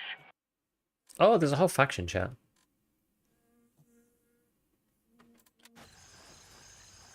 I actually didn't realise. I know it's updates people focused. I'm just saying it won't be enough. They need to continue. Oh, 100%. But we got to remember, right? Their roadmap goes to 2027. So this is how far we've come in a year. We've gone from a completely barren game with only questing being the point of it, with a static world with no POIs, really, other than like the the big set ones like military bases and whatnot, to full day night cycle, more weapons, like full weather system. The game's been optimized so that it's playable for at least mid-range PCs at this point, and maybe lower range as well on low settings. I don't know though, because it's hard for me to test. A new PvP mechanic overlaying the entire game, etc, etc. And that's in a year where they spent a lot of the time fixing just like basic bugs like people's heads not being present on their body and stuff like this, right? So we've come a long way in a year. We've got 2 more years of the roadmap before release is even on the cards. Like, a lot can happen in 2 years, for sure. So I'm still optimistic. But I don't know what they want to do, right? I don't know what they want to do with the gameplay loop. They need to do something. I just don't know what they're going to do with it.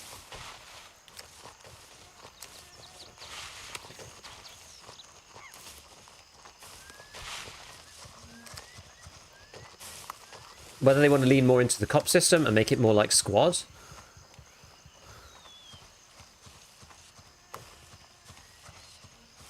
I'm not questioning whether this was worth it, but... yeah, I don't know. Like, making the cops the important part. Like, the gameplay loop can't just be, like, PvP for the sake of it. Like, EFT is good in that way because there's lots of loot. You kill somebody, they've got, like, good stuff or loot or whatever, and you can sell their gear, use their gear.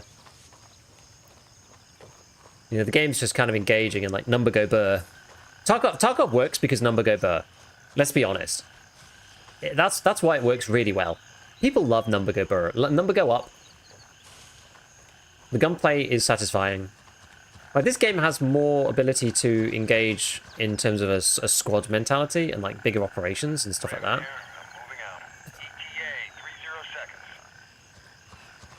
But I don't know how they're going to do that exactly.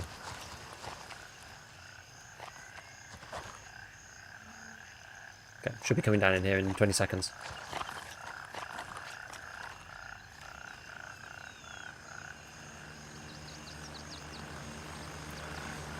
I wonder if there's any other high ground around here. So we could almost do with like, I could almost do with like topography, and like a topographic map to figure out like where to go.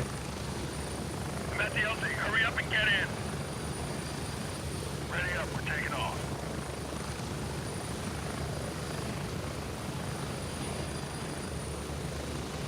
Approaching the LZ. 30 seconds. I mean, yeah, this was worth picking up, I think. So Spielberg is up here. This is the cop we're going to try and take.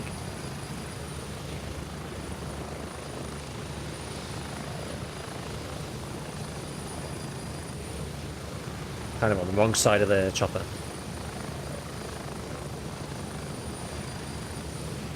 Tarkov ruins so many games to me. The way the game feels and plays is just chef's kiss.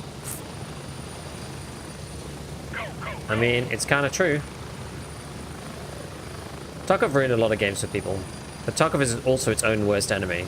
You know, it's like Tarkov's such a weird game in so many ways. So what happens if we go this side? Spielberg is always kind of under contest from a Mythras perspective, so I feel like we kind of want to figure out like how to approach this guy.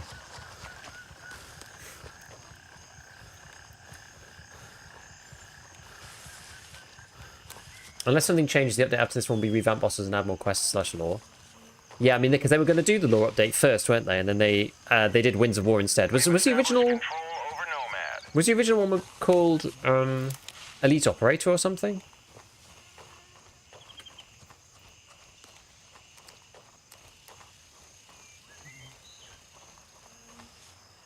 My controls are like so balked. They really need a way to do. They need a way to do the Tarkov style controls where you've got press and release. They really, really could do with updating that, because I like having control as a it's a game with a lot of keybinds, right? A bit like EFT. And not having the ability to use control modifier keys really limits the amount of like keys that you can actually bind. And also it's a pain because all of these games fall into DayZ / Tarkov / Arma's shadow just innately, right? They just do. And part of the problem is that if you've got your keys bound one way in one game, you kind of want to be able to bind those keys the same way in another game, because otherwise it feels just awkward to play. Is that canted in Greystone? Not yet, but you can do this. So you can laser and ACOG. So you can cant your gun itself, but there is not yet canted in here.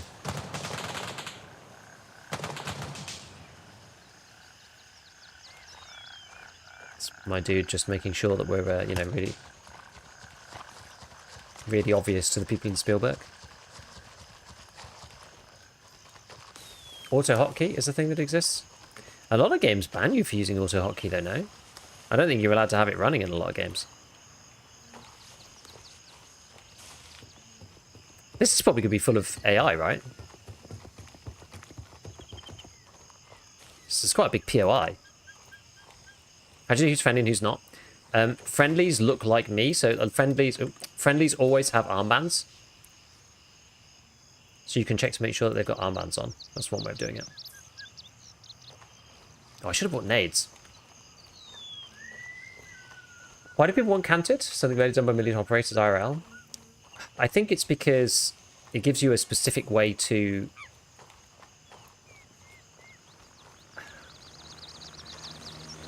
It's because of the way that, like, because it's done IRL doesn't mean that people don't want to do it in game, right? Like, there's an intuition around like using your gun IRL that you don't have in games. So it gives you another tool to still be able to actually see clearly.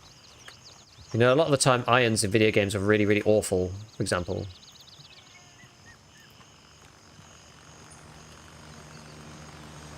I don't think we should prevent people from having systems like that in a game. Just because it's not, like, realistic, so to speak.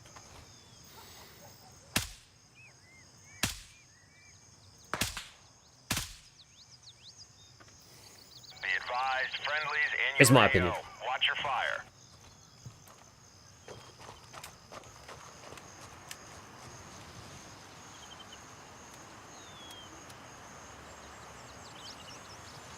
We've got hostile contact. The rival PMC has been spotted.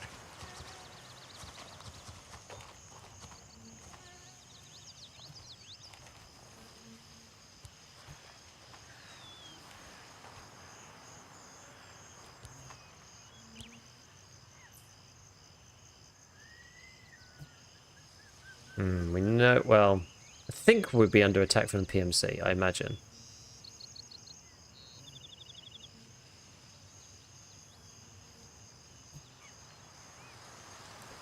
The thing that I don't like about that circle is it also includes, as I said before, it also includes AI within the cop.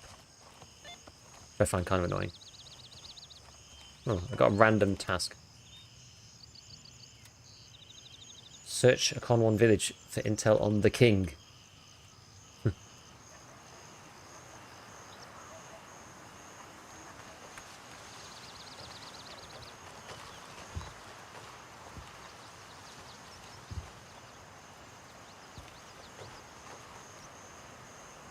Are there bolts in this game? Yeah. M700, Mosin. It might be it now. It feels a little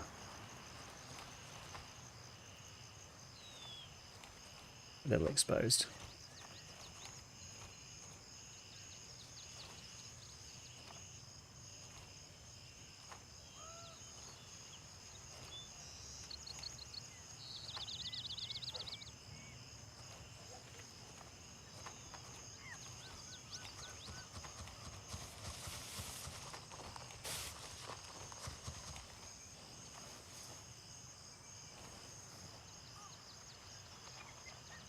Where this guy got shot from. That is not what I meant to do. So yeah, I'm wrestling with my controls because it's not the same as EFT.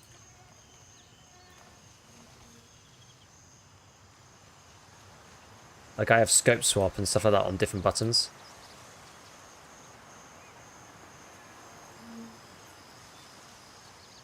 Spielberg is hard to take though.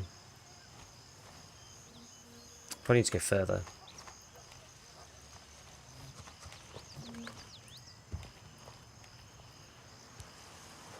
Are they useful, similar to Tarkov? I mean, there aren't that many DMRs in the game.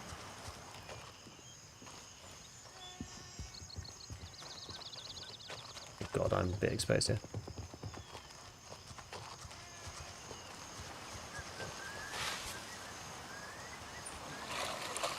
So they've just added the SVD, but there's not like, you know, the issue in Tarkov is that there's like a plethora of... There's a plethora of useful guns that use the same caliber. Not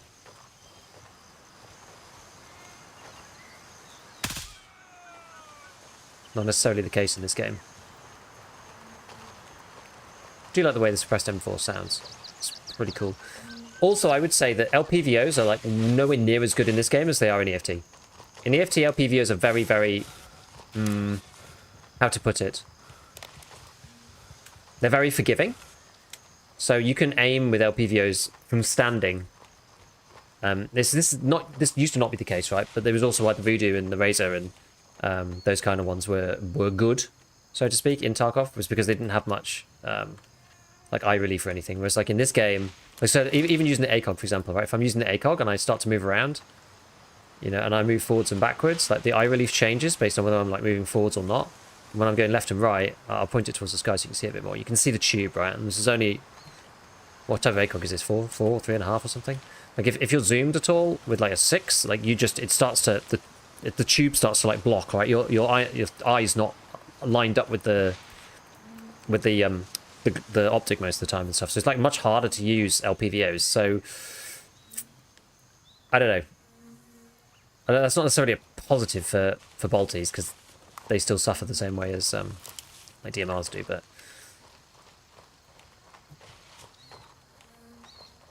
I don't know. But yeah, you can have somebody. It's designed around people playing, and this is the thing, and this is why I kind of don't mind this game, right? It's not designed around like you must be playing in a trio and pre-queue into the game and yada yada, right? The game's designed around like we are like none of us are in a squad together. This Lamandal Urian and Bin Vista, and we're gonna.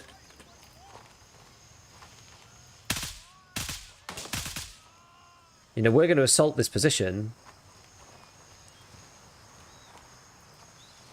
without even being teamed up per se, right?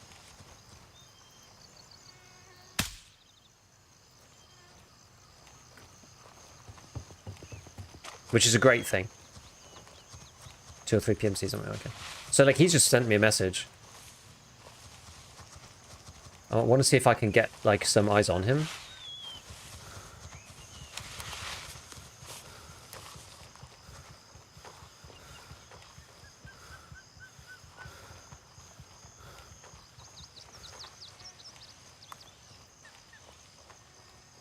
So, you know, is there some terrain that we can use to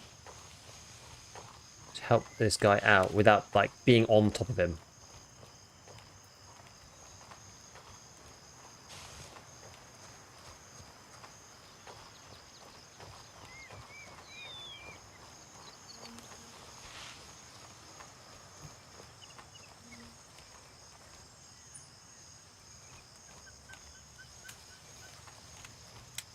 Just gonna quickly reload this. I've got to try and get to him without getting shot myself. Easier said than done in this POI. This point, this cop is actually really quite difficult to take.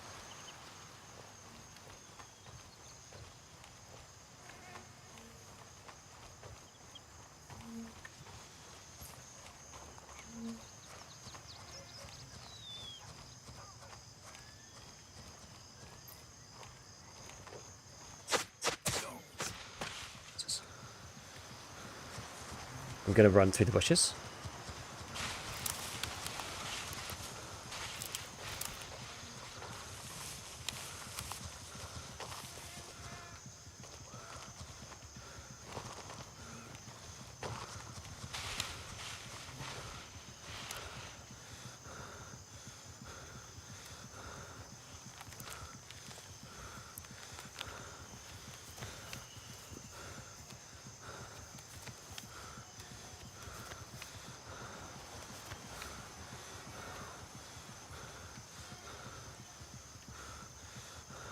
What do I need? Need a bit of blood. Other than that, we're kind of alright.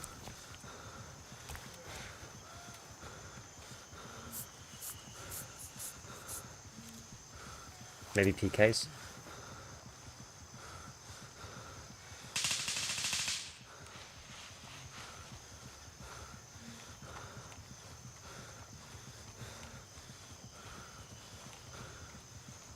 Heads up, you've got friendlies in the area. PID before engaging. Oh my god. Let me over.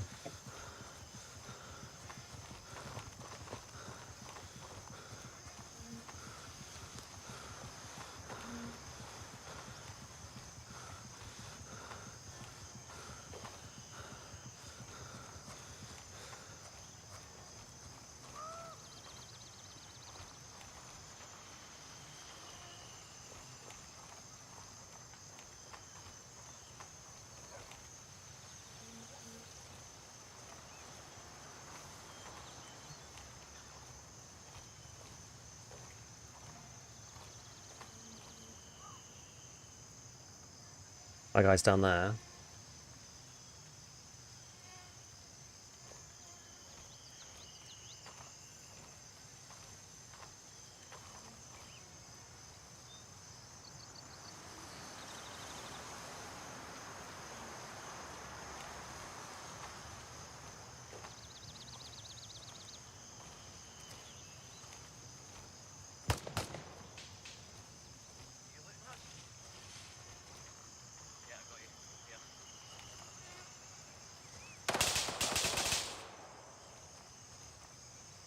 Winchester is secured and fully under our control.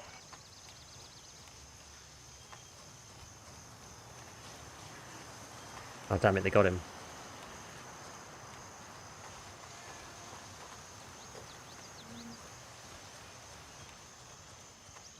Watch out, they're here!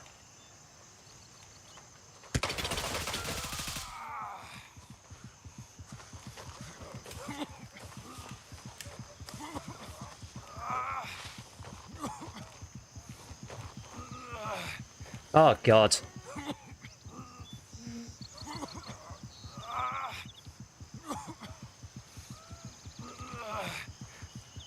There's so many places to get stuck here.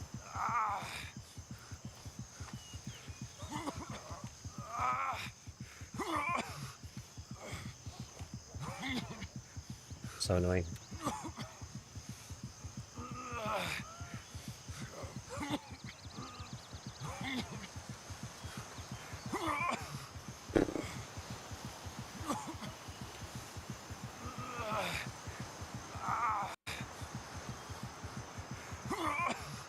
Oh.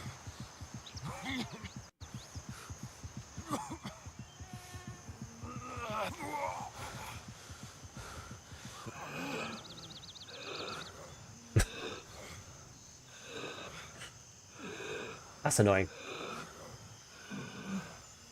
Full streamer, I've seen you get stuck there, lol.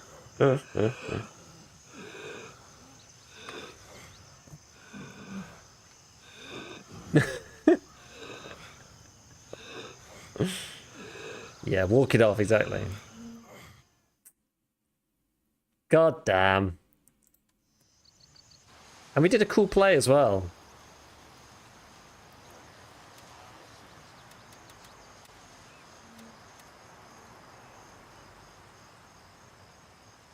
Well, I quite like that build, though, I will say. That's actually not a particularly crazy M4, but the ACOG plus, like, laser is pretty good. I quite like the canted laser thing is, like, really, really decent, actually.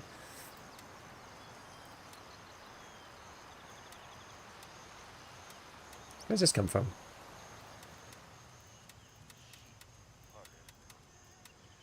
I don't know why it gave me some stuff. Maybe it's because I reached level 5. I guess so.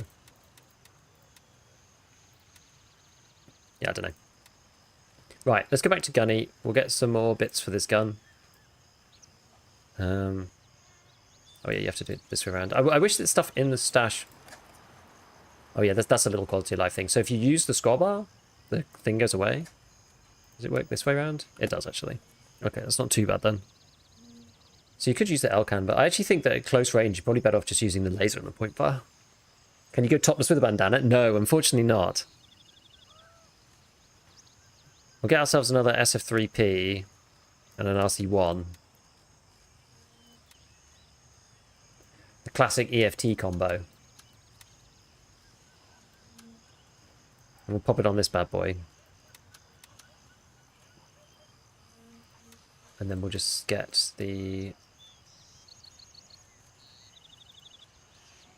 So we'll buy ourselves an M-Lock 3 rail and an NC Star laser. And that should fit to this. Okie dokie. Imagine if someone tries to loot your body and gets stuck in the same hole. Mm-hmm.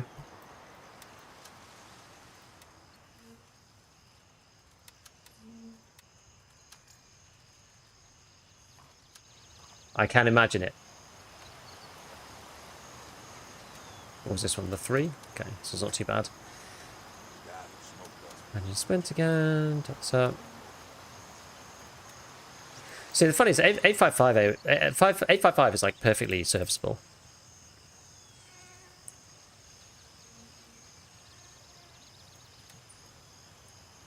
Right, do we need another bag? I guess so. We have to be so much more careful with our money when we get into the next game.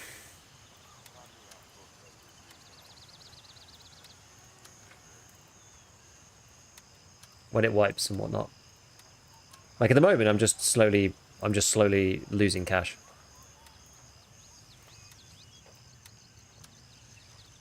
And an 855 is quite good in this game too. I will remind you. Because the reason for that is it's a bit like the old Tarkov style, where, as I was saying, you've got organs, right? And you've got a plate that defends against it. So this one is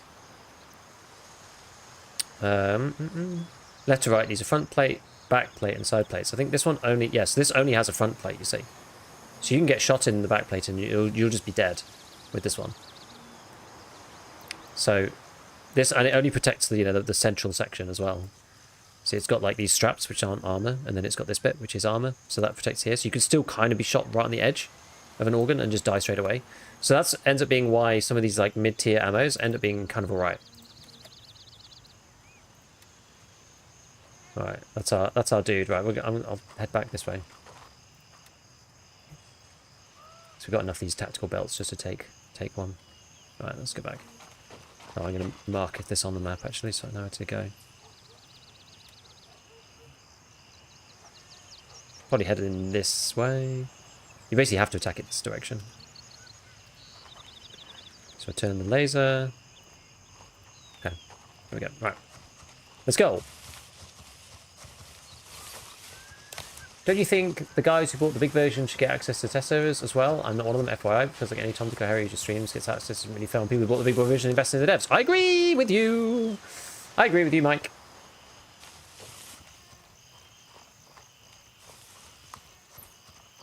I agree.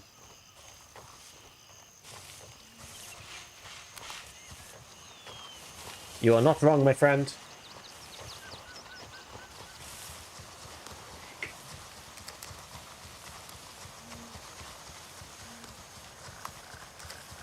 I hope they decide to do things a little bit differently going forwards. I think this is, I was sort of talking about this before, but I think one of the issues with the way that they've kind of approached the marketing campaign is that they are still acting as if they need to sell like a load of copies.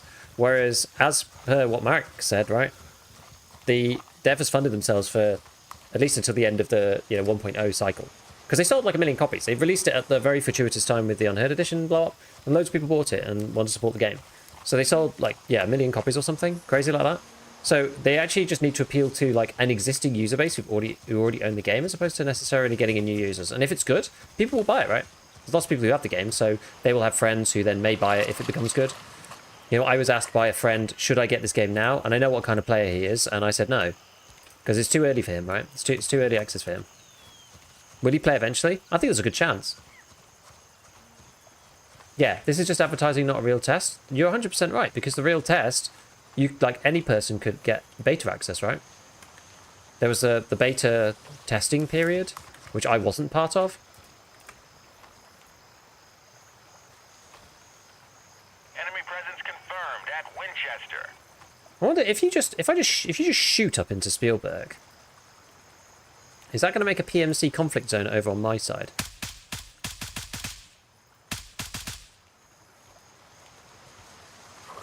I wonder if you got game the systems running. Winchester is taking fire.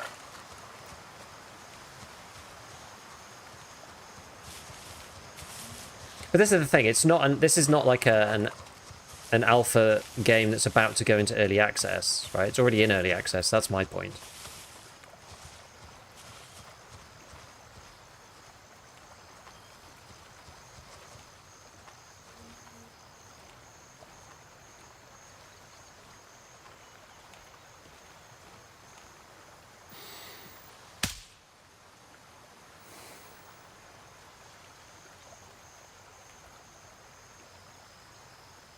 Oh, it did actually work.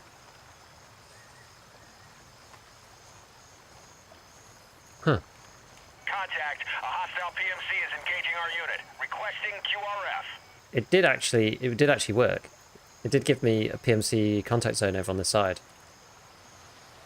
I wonder if it does that to the enemy or whether it's just for us.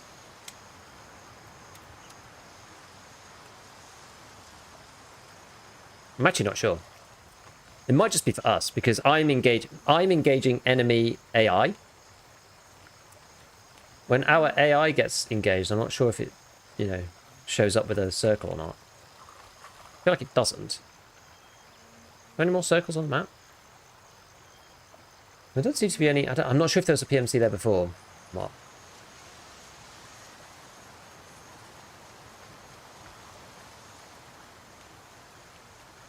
That sounded like somebody walking.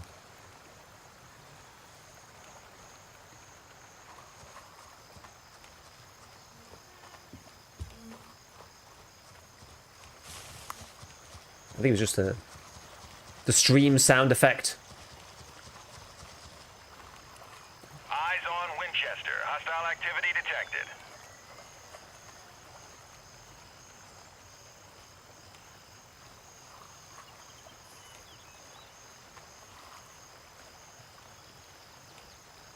I should be able to see my teammates soon.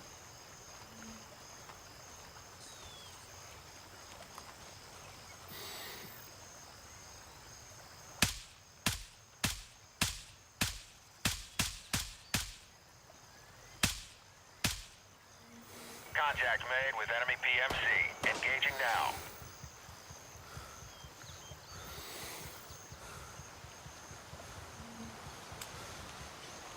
Because if I could take out some of the AI for these dudes, that's actually going to be quite handy.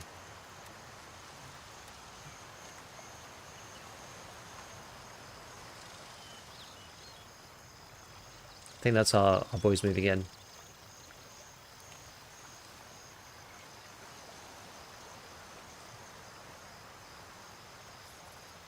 See, this is actually really cool.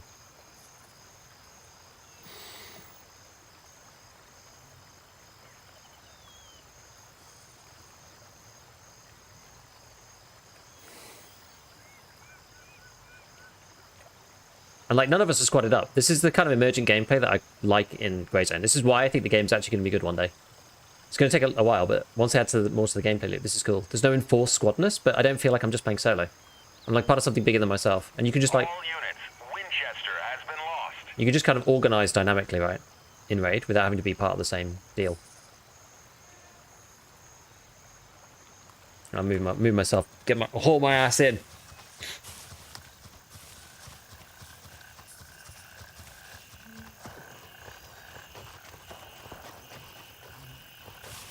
Not much else I can do from out here.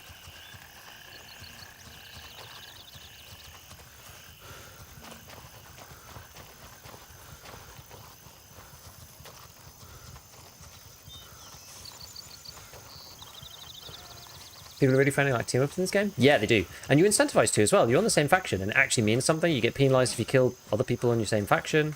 Be aware, friendly units inbound. Check your targets.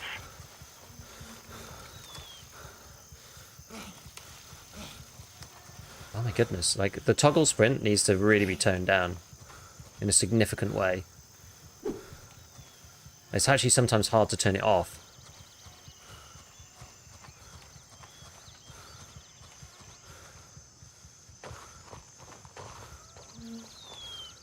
I wonder where my gear was. I'll go looking for it once we've captured this thing.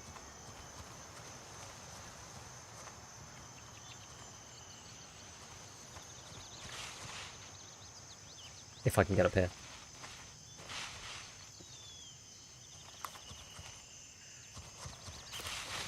Oh my god.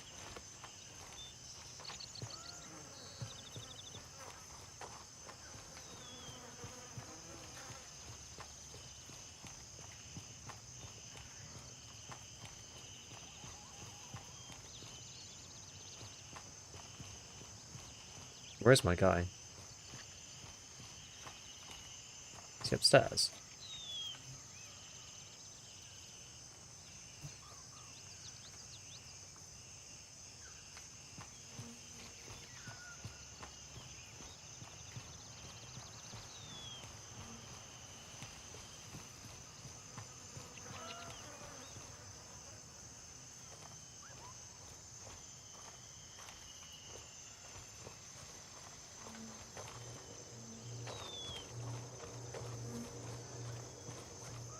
He must be upstairs or something.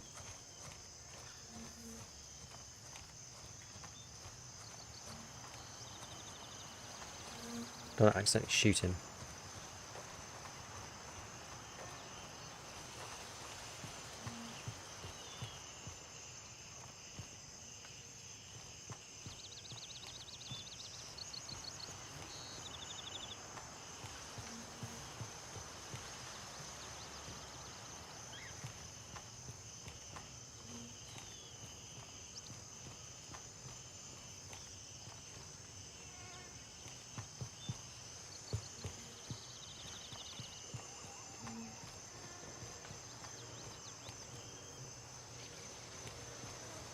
he's done there. That's my guy.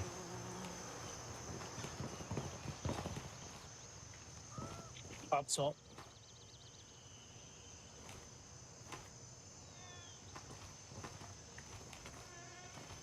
Okay, so... Just healing up. Okay.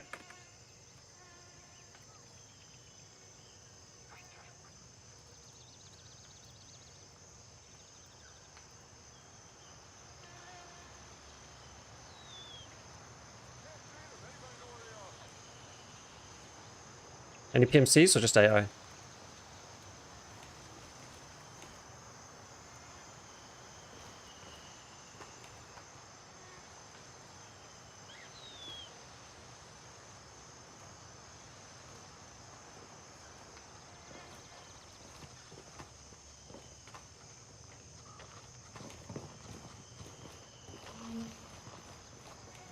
Right.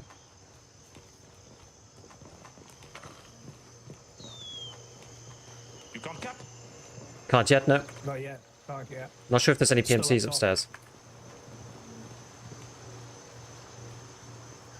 I'm coming.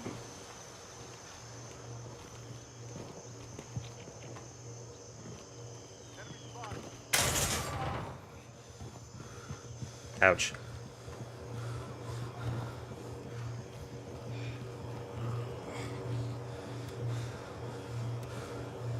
Bandaging up.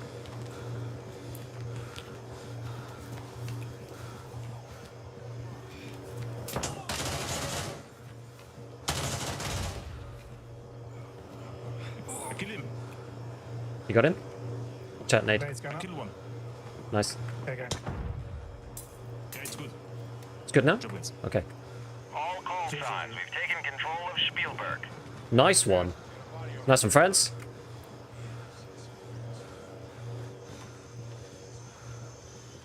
Hey, it's cool, eh? It's cool. If you actually get something to work, it's pretty good. Go try and, like, get some gear back.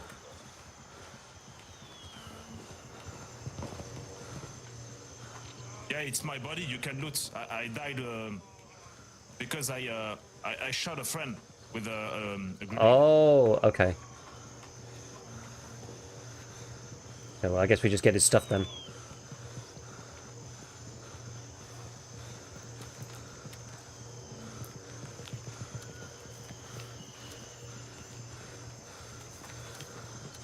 Well, may as well.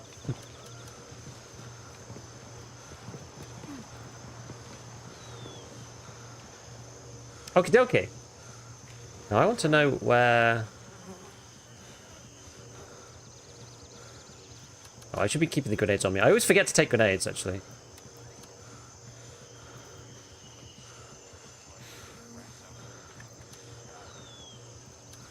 I guess he's not allowed to take his kit back, is he? So we may as well have it.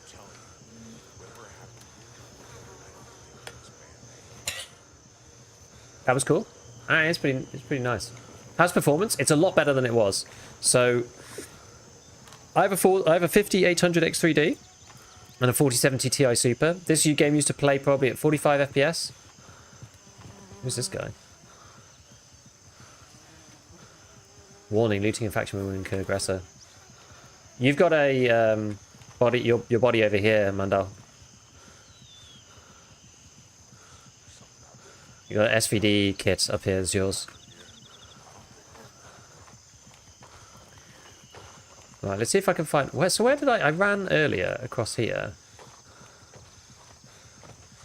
and then I fell into a small gap and couldn't get back out. I feel like it was further over here.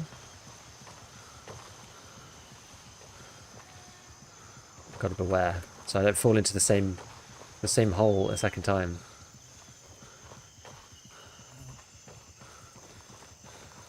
Where was it?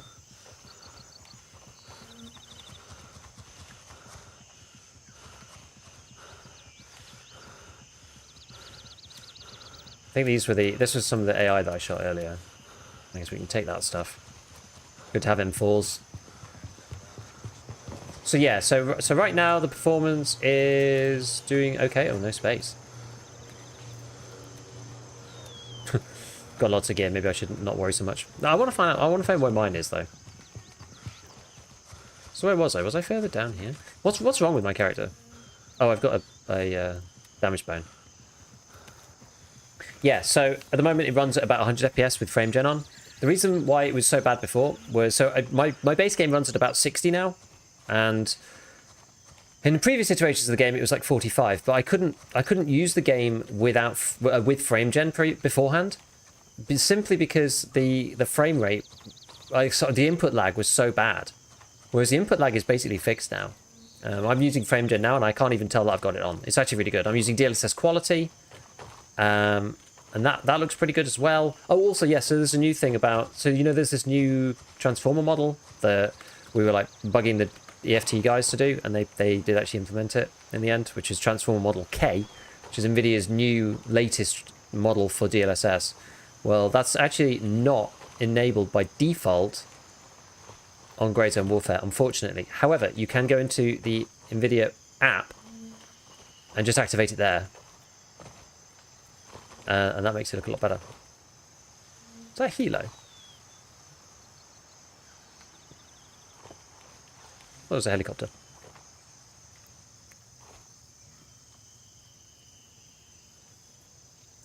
Where is this drop down? We down there, maybe?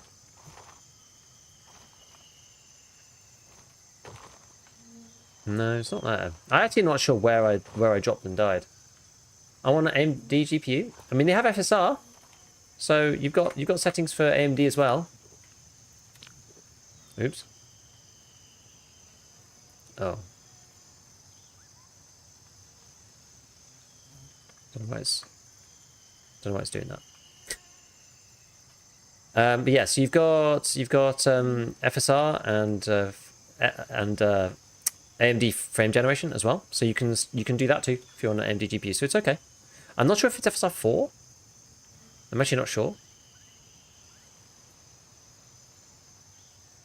But it's better than nothing. What do you think so far? It's a big improvement. It's a big improvement.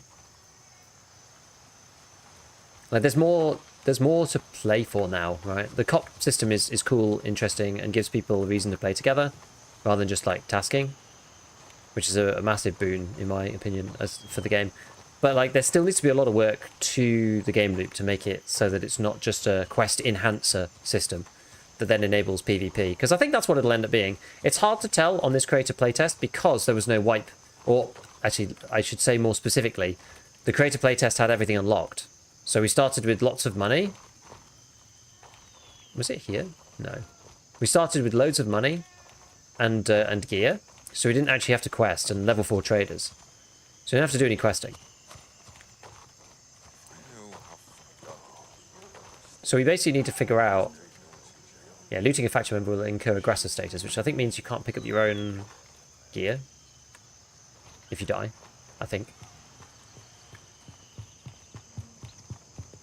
Where did I fall? Is it a game to play?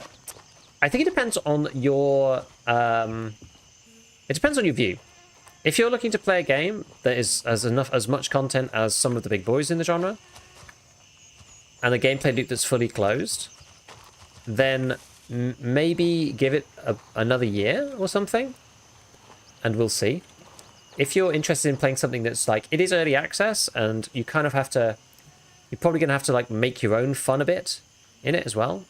Then you could possibly find it. You definitely find like some enjoyment there, but it depends. Like don't go into it expecting it to be, you know, a perfect game. Should we just go and do like a bit of AI stuff? Raven en route to November 1. See what we can do.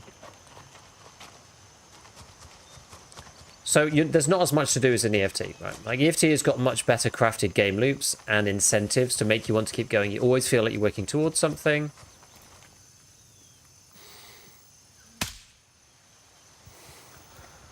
Whereas in Grey Zone Warfare, it doesn't necessarily feel that... Well, I mean, I guess you still sort of are.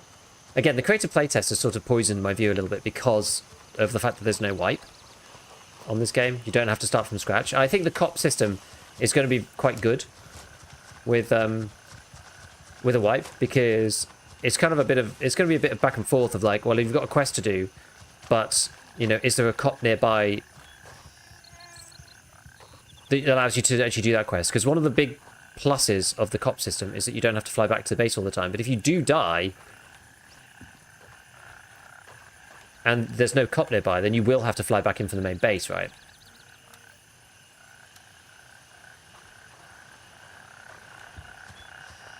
So it's one of those things. Gonna have to like balance that, and I think it's gonna be interesting to see how that feels and how it plays out when the update comes. Waiting on helis was super annoying. Glad they figured that out. Yeah, it's a lot better now. So like you typically will start off in the main base at the beginning of loading in, and unless you're doing a specific mission that requires you to bring that like an item back to the main base, then you probably won't visit there again. So like we were just gearing up here. We took Spielberg over, and then geared up at Spielberg because you have access to your stash and traders here. So now I'm taking a helo from November 1 to Kilo 1, so I can go and have a look in Blue Lagoon.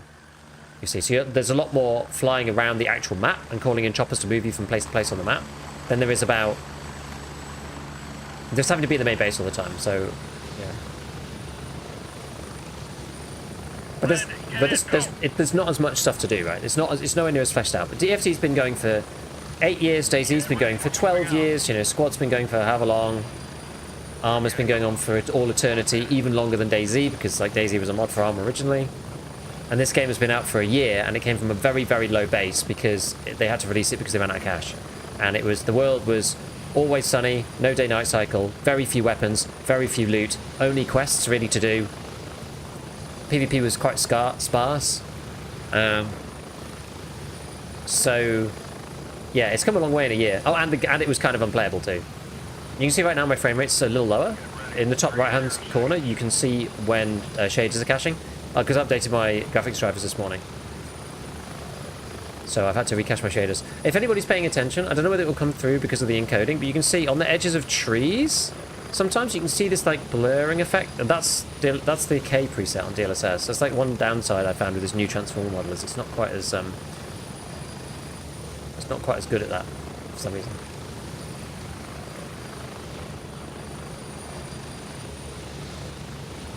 When we get this update, I think it's going to come Thursday, is my personal opinion.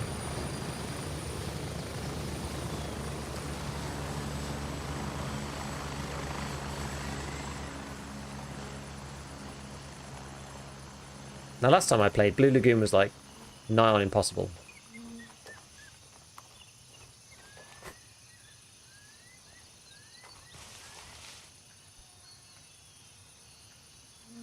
I do wish the stash was a locker you have to interact with, though. Pressing tab and putting bullets out, it feels weird to me. I think it's super easy to implement.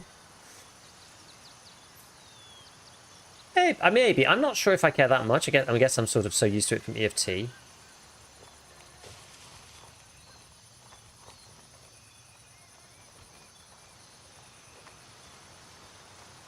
I used to approach this from the other side because there's a set of hills and you're less likely to get shot at. Bloody hell. Already getting shot at. Okay, well we'll do what I used to do then, which is to go the other side. I used to go Kilo 2. I'm not expecting any PMC action over here because we actually own Arsenal, the cop on the right hand side. So if you were going to come in as a PMC and do anything, you would probably take that cop first, I imagine. Sounds like I'm going to try it. I think the grey zone is worth buying at this current price, $35, and then playing for a couple of weeks, seeing what you think of it. Our personnel is under fire. Be advised, hostile PMC in the area. If you're not We need support now. If you're not enjoying it, then wait till the next update and then check it out again. That's basically the way that grey zone should be played, in my opinion. Where are people getting shot? Oh wait, they're trying to take Spielberg back again. Sounds like it.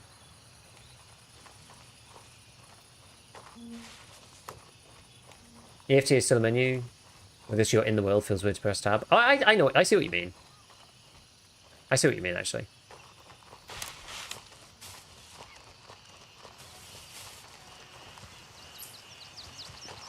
What's this here? So they've added a lot more little bits to the world now, which is cool.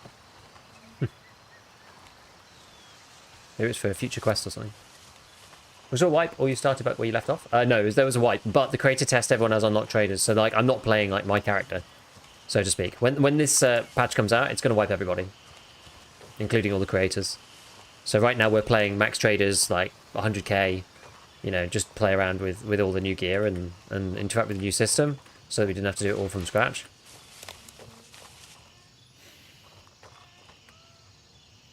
Constant heli rides to complete basic tasks really warm me. So that the way that the task line works now, I'm actually quite impressed with the new task line.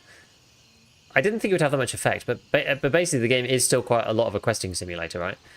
And so you remember that one, like everybody played that initial one where you go and you scout out the lumberyard, you scout out the gas station, and then you scout out one other building. I can't remember which one it is.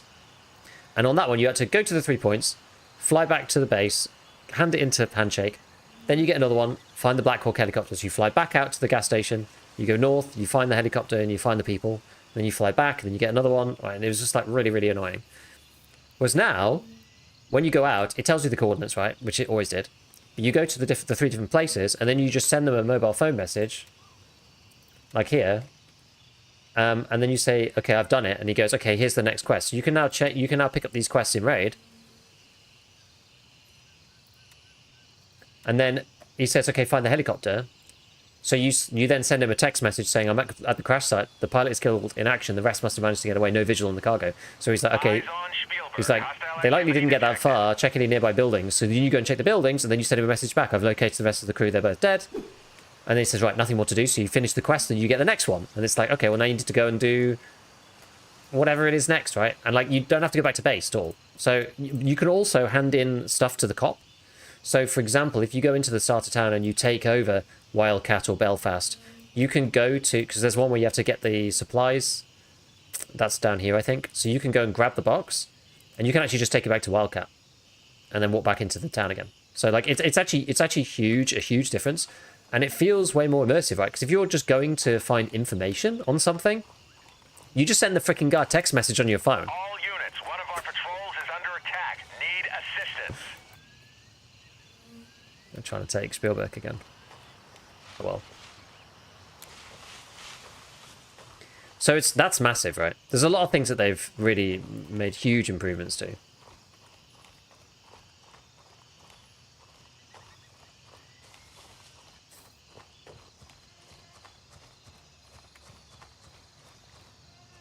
mean, the AI is still quite difficult at times.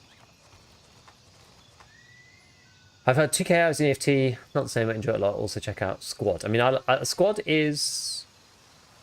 games of shit, because I just had to keep saying once people in it, it'll be better. I've played, so I was talking about this on our podcast the other day.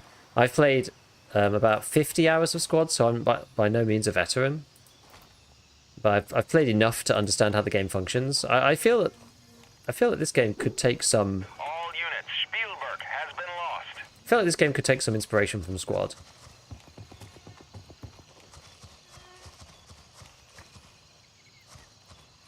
For sure.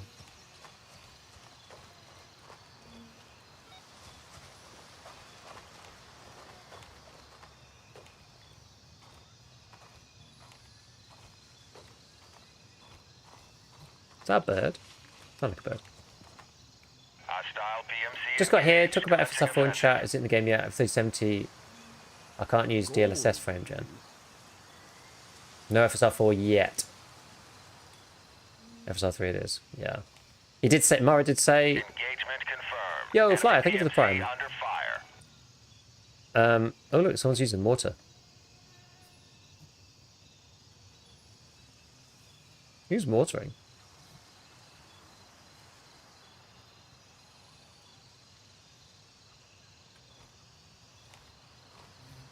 I can hear somebody walking.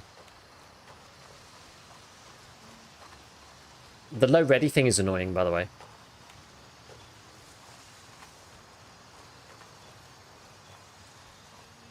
There's some quality of life stuff that could really do with being changed. Low ready is like one of them. So your guy, if you're not doing anything, he goes down into low ready, which means then you can't see the dot on your laser anymore. So you're not sure where the middle of the screen is. If I leave it, he does this, right? And then you have to lean to get it to get back up, which is annoying. Squad investment in time if you're not used to hour-long games. I'm using mic. One of a kind experience. It's cool. It's cool. I used to play it with friends. I'm not sure if I'd play it solo on the internet. If that makes sense. Photos in the background aren't even giving me a CD. I'm not in my own room here, as you may be well aware.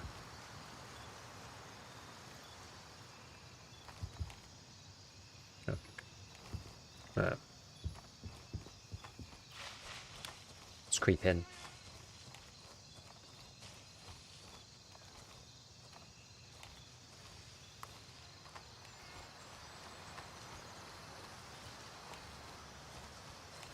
So the problem with this game, and a lot of the places in this game, is that against the AI, you basically need elevation, because if you can't really use foliage cover, because they'll just shoot you through it.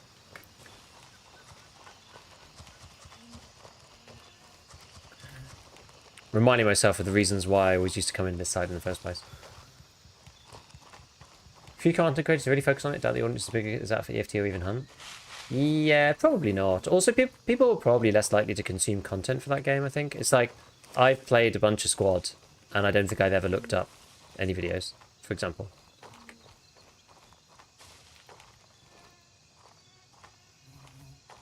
I think just because of the nature of the game. As soon as you fire in this, you just kick up the hornet's nest in like an extreme way. Great and Warfare gives off huge Crisis vibes. Oh yeah. Only downside is similar to Tarkov, after every wipe we all start from scratch. I think that's kind of fun in some ways though. I don't mind that.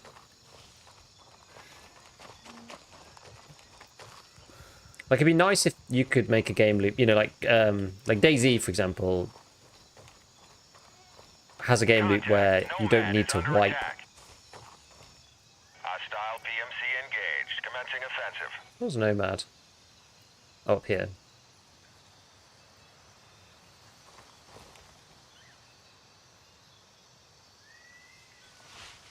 What time is it? Oh, it's like 7 PM. It's not really the best time to start a conflict. I don't have a flashlight with me. MVGs, I think, are pretty... Oh, that's weird LOD, isn't it?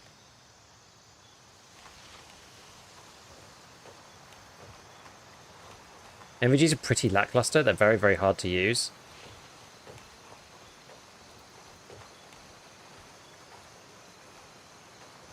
They make it almost impossible to see teammates.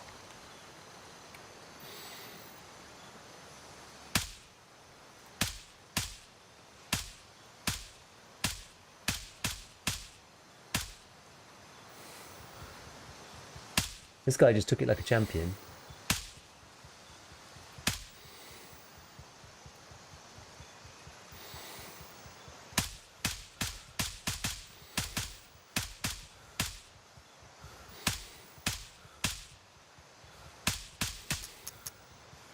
Jesus.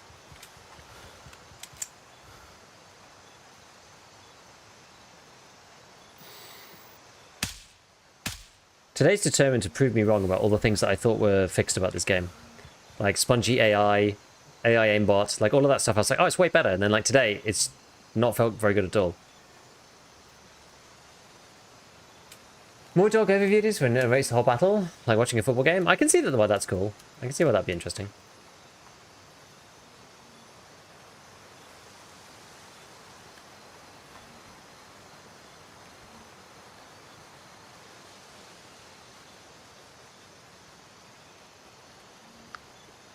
Did see some others walking through here. Let's have a look now. So it's weird that it's funny that they didn't shoot back at me.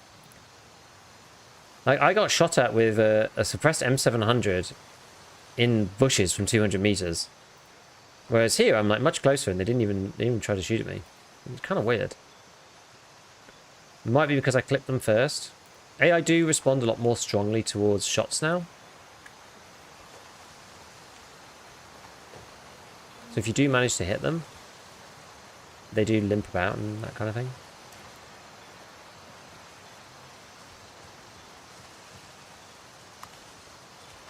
Let's see if I can see anything through here. Not right now. There's... Hostile. Hostile PMC spotted. Attack in progress.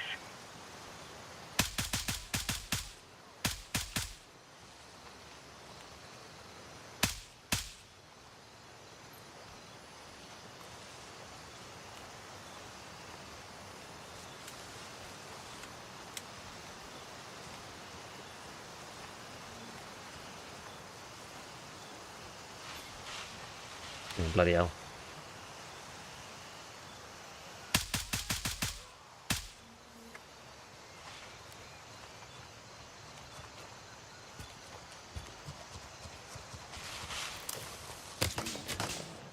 Christ.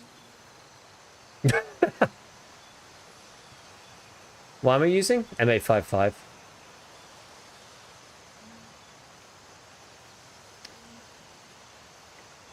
It's one thing that is unfortunate is if you're on your own, you're kind of screwed, right, in these situations, because you need somebody to come and get you up. For this game, I think all teammates should have 3 times on the health pool and shot by another teammate. Give the chance to survive. TDK is really fast. Yeah, identification is hard. It is hard.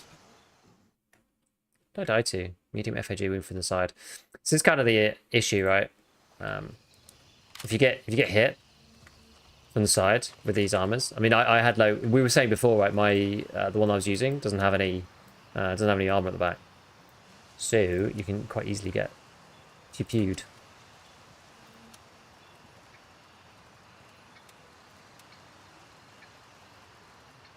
New blue armbands do help a lot, yeah.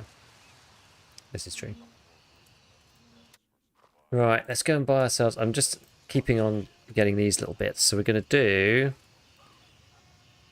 M-Lock 3.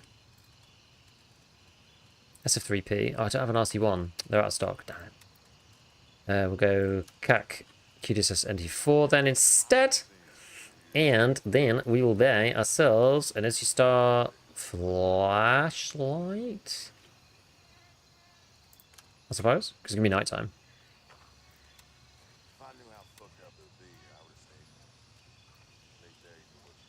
Oh, that's annoying. Sort items, see if that's going to work. Hack items, sort items.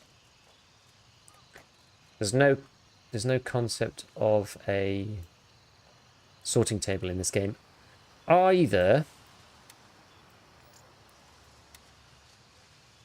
Maybe I'll just put them inside this to fix that. Okay.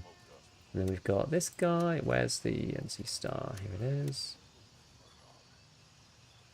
Get that on the M4.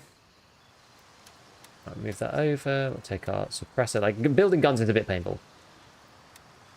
Oh, wait, I can't do that because it's got 3-prong on it. Because there's no. It's like building guns in EFT without the without the gun builder menu, right? Which is like annoying as hell.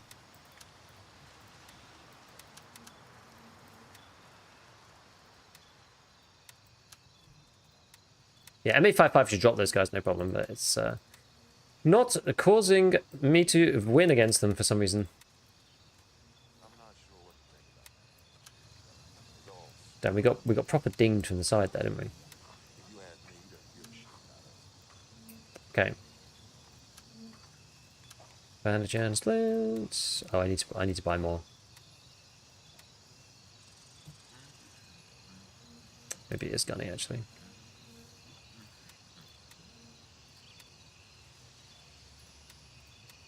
I'm not entirely sure how these filters work.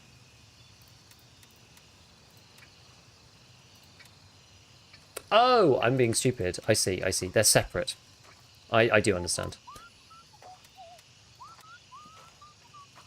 I was getting very confused. I was just trying to use them intuitively and failing previously. But I understand what needs to happen. Yeah, so I died precisely here.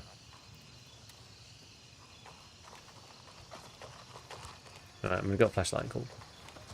Played a lot on release, 0.2 wasn't enough to keep me going for long. I agree with that. Played 0.3 test weekend, renewed the game for me so excited for release. Nice. Really like how the trader menus work in game. Really have watched the same icons look. I'm sure they could do a icon revamp at some point. Would you say the game's worth it in its current state? Definitely good for Tarkov for getting competitors. I think you'd probably get $35 worth of enjoyment out of the game. Yeah, I would think so. Like, it's not a fully fledged game yet, and also you're kind of buying into the promise of the future too.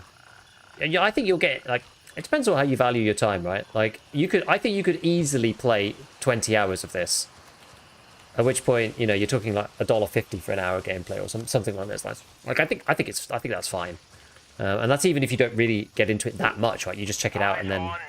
Hostile activity detected. So yeah, it's not fully fleshed out. There's a lot of stuff they need to do to make it a full title. The gameplay loop's not complete. There's not... The loot economy isn't that interesting yet. The factional kind of team interplay can be cool, depending on who you're with. I would say it's probably better if you have friends who are playing as well, because like then you know you're going to have teammates who are interested in doing stuff, but you can pretty much always find people and just like join with them and do missions and get involved in PvP. It's quite a sandboxy game right now. There's not much, like you're not really forced to do anything per se, but there's also nothing like to do per se. Yeah, there's questing obviously.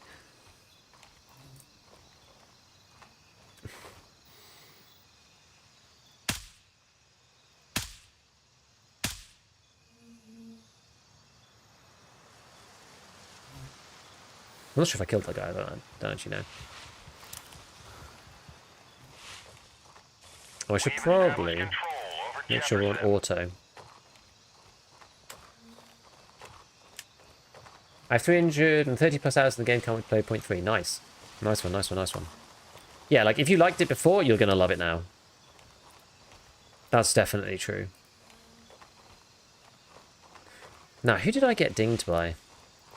Which... This guy, maybe?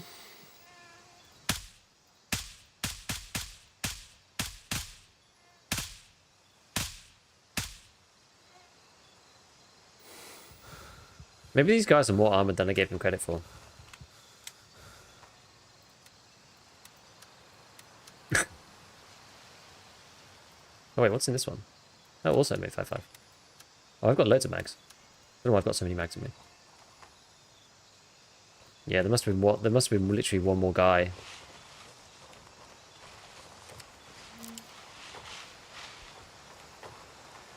Actually, what armor have I got this time? At least I've got front and back. The armors are kind of weird because sometimes it's like, oh, you've got...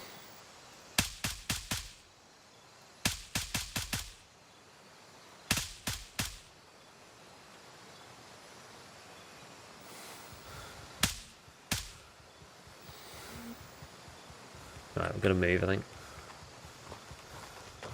Move back a bit.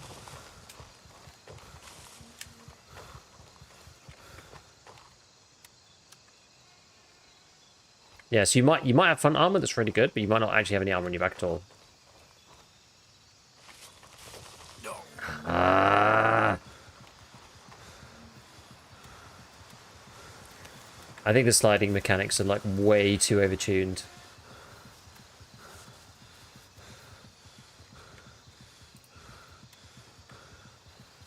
In my opinion. I damage my bones constantly. I have to split them up. All the time.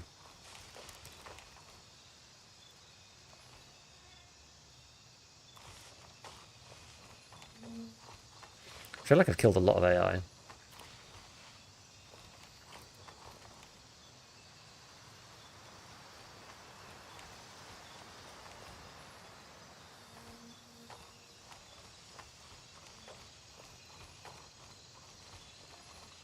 I just wanted to get to that shack. Once you're at that shack, you can kind of fight from the shack. It makes it like a lot easier. Someone there?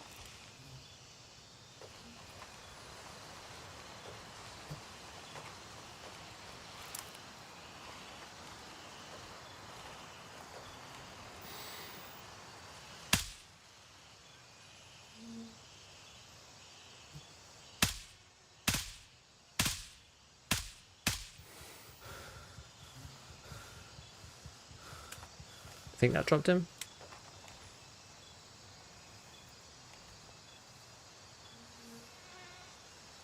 Hard to tell. Let's move back up this way.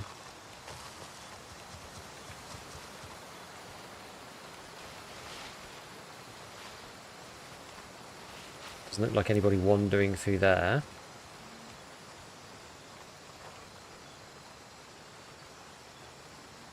Okay, we've got friends. See, it's funny, because of the way the game works, a lot of the time people will actually... People attract people, if that makes sense.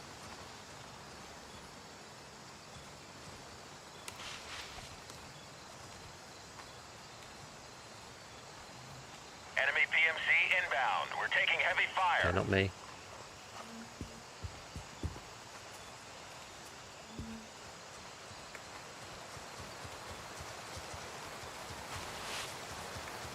established control over Gator.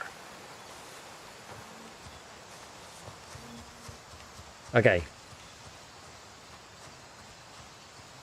Oh, I was so close as well.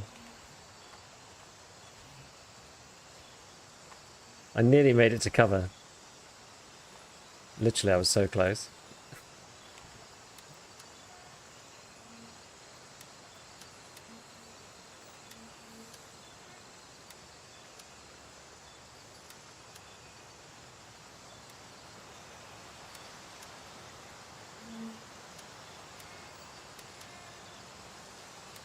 I've got nades here.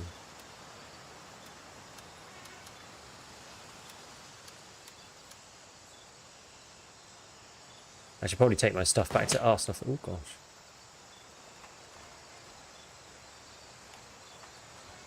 Probably try and take my gear back to Arsenal first.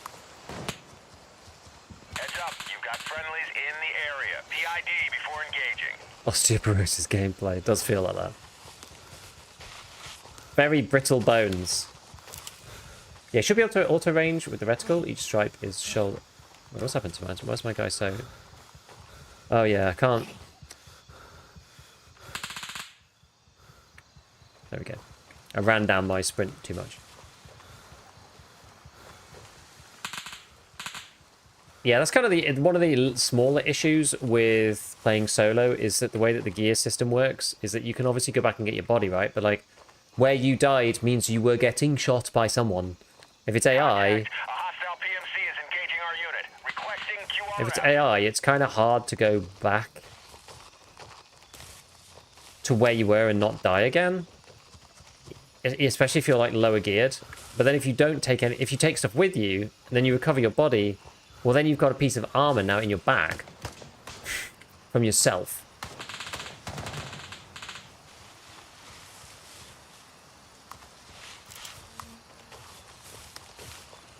Yeah, I think this game's going to be good. I would really like to hear what they have properly planned for the future. I'd love to know. Right now it's not very clear, but I'd love to know what they have planned.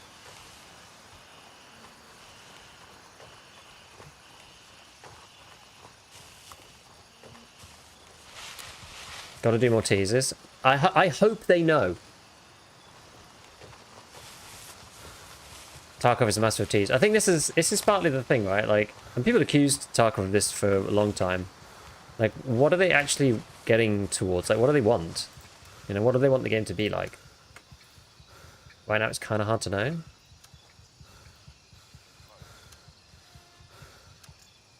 Contact. Jefferson is under attack. Okay. Top that, top that. Drop those off, drop this off. Okay, that should do. Got any more food? Tofu, use one of those.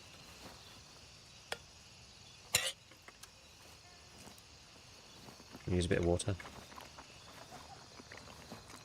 I'm gonna head back in. Oh, I probably can't get over the fence while I'm drinking the bottle. Whatever, we didn't get very far. No, I'm very stuck on a tree.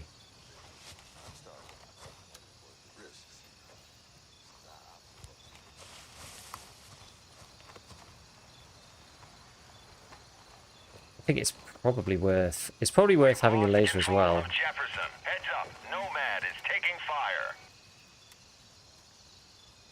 Got to get another little M-lock rail. Take a laser at the same time.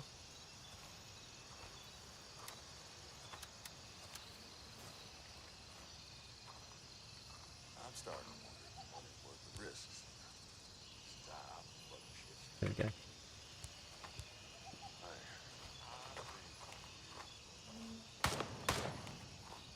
Our personnel is under fire. Be advised, hostile PMC in the area. Can you quickly show us this right-click mechanic where it shows what is needed in yellow? Oh, so if you're in the inventory and you press an M4, for example, it will show you everything that is associated with that gun. So these are the 5.56 ammos. These ones here: SP, FMJ, HPBT, and M855. Here are the mags. Here are the optics that go straight on the weapon. Here are the rails that work with it. So sometimes you kind of got to go through a few things. So obviously an ACOG... Oh, it is showing up because of the carry handle. I wonder if I get rid of that. So if I get rid of the carry handle... If I get rid of that, then it shouldn't show up anymore. So yeah, so the ACOG doesn't show up now. So but the ACOG mount does. So if you click the ACOG mount, it shows you that this works. So you just left click through stuff, and you can click like Mlock 3 in here. It doesn't actually show it in your inventory. I wish it did. Because if you click this, yeah, this attaches. You can attach Mlock 3 to it and all these other things. And different, obviously different handguards, whatever, give you different stuff. Now, I'd prefer to have a modding system like in Tarkov, of course. I think that would be better. But it's a nice start quality of life thing. Like even EFT doesn't really. I guess you've got linked search and the ability to use the flea market interface. So it's a different mechanic, broadly. But how many of the fights do you have a PvP? Depends on what you do, honestly. Like you could fight in PvP almost exclusively. If we went to, we could go and fight here. And go get some PvP right now if we wanted to. We were doing that before. So it really is up to you. You can fight, oh, like this is PvE over here. I just wanted to change it up a bit. We've been fighting over Spielberg for like an hour.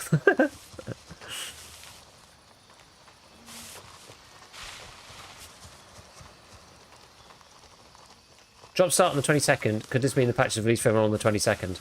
They also have a... I don't think it's going to be before 4 p.m. UK / 11 a.m. Eastern. It won't be before then. Because Mara, the lead dev / CEO of Madfinger, he is doing a like dev live stream on the 22nd. And it's called Update 0.3 Release Date. So I don't think they'll release it before that. I think there's a high probability they release it after this. 9 a.m. PDT, 12 p.m. EDT. Wait, they've got that wrong, isn't it? Isn't 12 p.m. EDT... Wait, EDT versus GMT. Oh, no, because I'm GMT +1 because I'm on summertime now. So, yeah, it's 5 p.m... No. Wait, is that right? 4 p.m. GMT. What actually is GMT at the moment? GMT right now is 2:37. Yeah, I'm GMT +1 at the moment because of summertime, yeah. Okay, fine. So it's 5 p.m. UK. Midday Eastern. 9 Pacific. And 6 p.m. Central, which is... Central Eastern, which is Czech Republic, which is where they're based. That's where Madfinger are based. All units, Nomad has been You should give Irons a shot. You like them? I used Irons on the MP5, and they were awful. And then I tried Irons... did I try? No, I actually tried a dot with the pistols, actually. I tell a lie. But the pistols were also awful. Right, let's head back over here.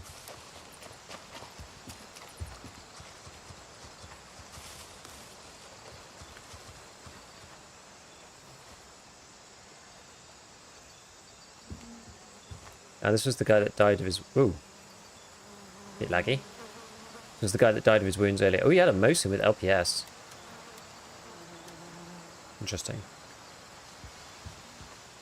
One weird thing about the game is that there is no hotkey to swap between, like, primary and secondary weapon. There's not... Like, it's not on a sling. So... Yo. What's this one? Highly toxic alkaloid. Blocks body stamina drain at the cost of fully drained arm stamina. Energy drain and pain. So it's just like a running... It's a running one. I think. What's this one? Hard case first aid kit. This is just like the... No, it's not much. It's just a two slot into one type deal. Food storage. Nice.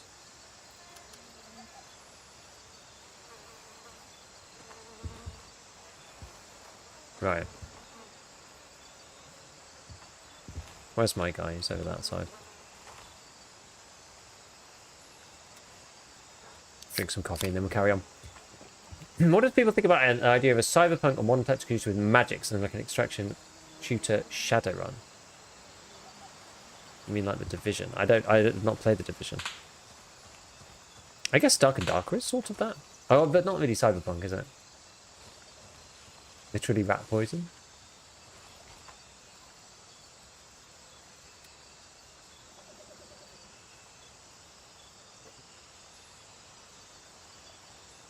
Literally pesticide. Gonna miss the launch of its release this month? Well, the update.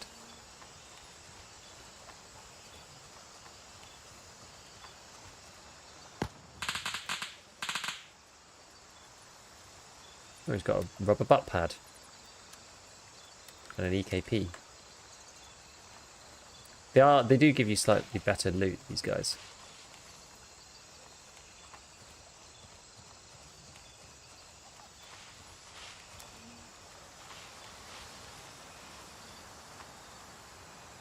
Now, I don't think the AI responds to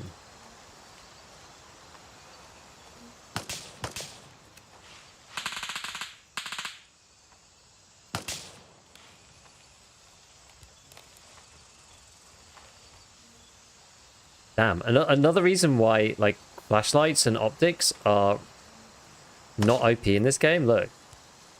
Like you put it on, you can't see anything.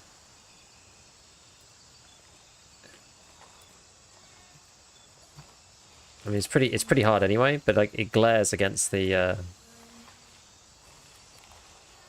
my guy? Yeah, yeah.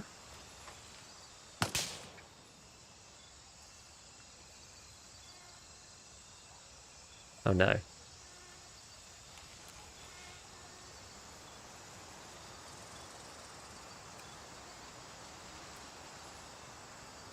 No, I don't think it is my guy.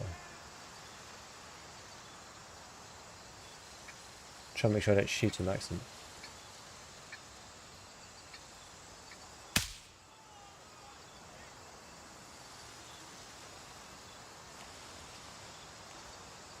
Oh, bloody hell. Be advised, friendlies in your AO. Watch your fire.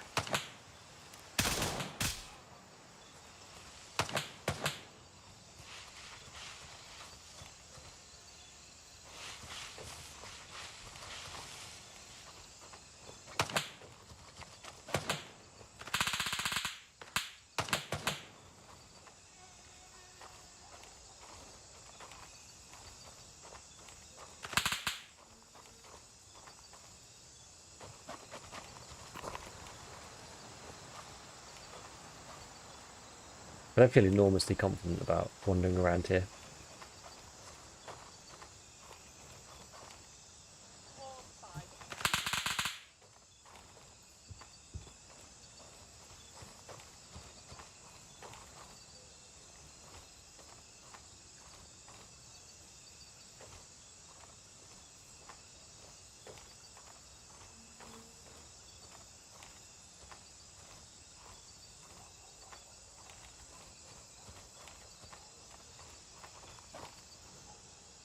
There's our dude coming out.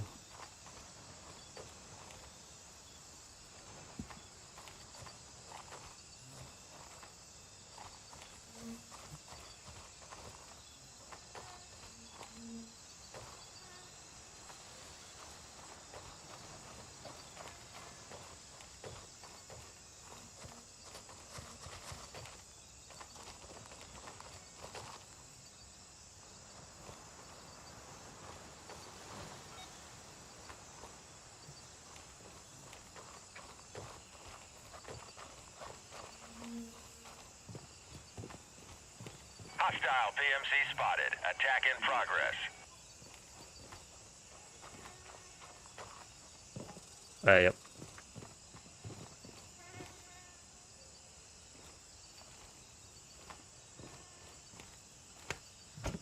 It's in here. How big's this? Same size as what I've got, unfortunately. Think they bring the Reap Eye on the flare? I don't know. Enemy PMCs in direct engagement. I actually don't Eyes on know. for potential openings.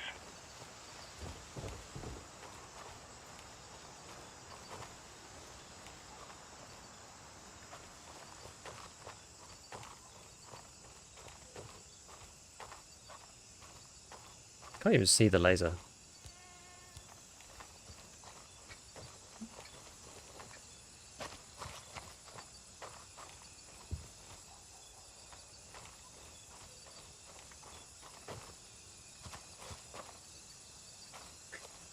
Well, let's see what else is going on the map. We should probably go and do something else if there's Oh, look, there's people trying to take over these.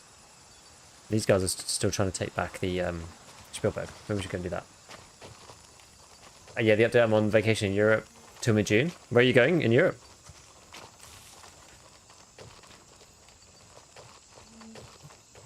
To be honest, I think it's fine. I don't think you're going to miss out too much. Like, it's going to be cool, but as I said, there's still a long way to go for this game, so it's a slow burn. I don't think you should don't feel too much FOMO. Graydon's still going to be here when you get back, you know? Atmosphere in this game looks really nice. Yeah. The update's going to be live tomorrow? No. So the update, I would say, is definitely not going to be around tomorrow. I think it's going to be the 20-something. Sorry. I think it's going to be the 22nd, personally. Contact made with enemy PMC. Engaging now. I think it'll be on the 22nd. So the creator preview finishes tomorrow on the 21st. So I don't think it's going to be tomorrow. And then Mara, the lead dev / CEO, he's doing a... 2 hostile PMCs in active combat. Yeah. Monitoring situation.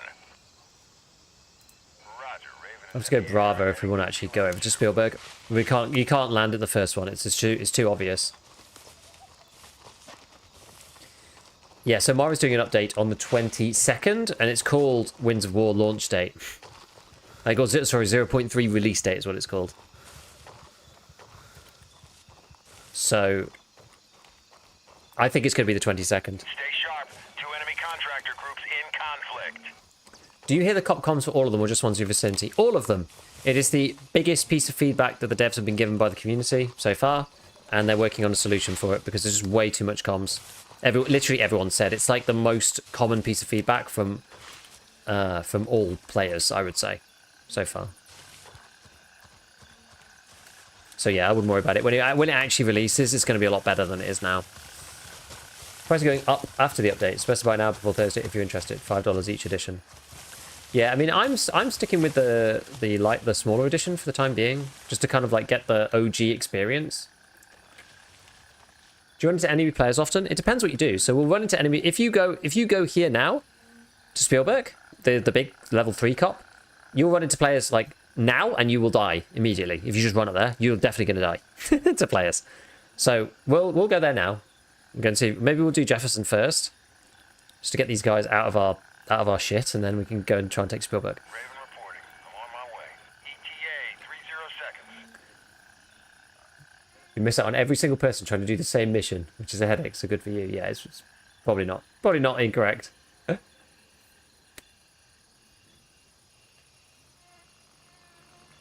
Thing about this game now, right, is that like just most of the important updates have happened.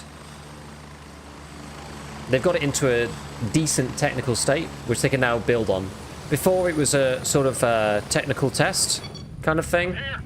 That's sort of how it felt, right? Kind of felt like a tech test, tech demo. Now there's actually a game base. There's actually a game base now that they can then build upon. And then we'll see where it goes from there. And that's in a year as well. They've gone from totally open, barren, almost like just procedurally generated. I mean, it's not procedurally generated, but like, you know what I mean, right? Like just like a barren map, sandbox with nothing in it, to day-night cycle, yeah, weather, this cop system, AI improvements. Like it actually runs on a lot of people's PCs now. Yeah, what do you think could be the solution to the cop comms? Radio frequency thing? All cops in vicinity, no comms? Yeah, something along those lines, I think. Escape from Vietnam, pretty much.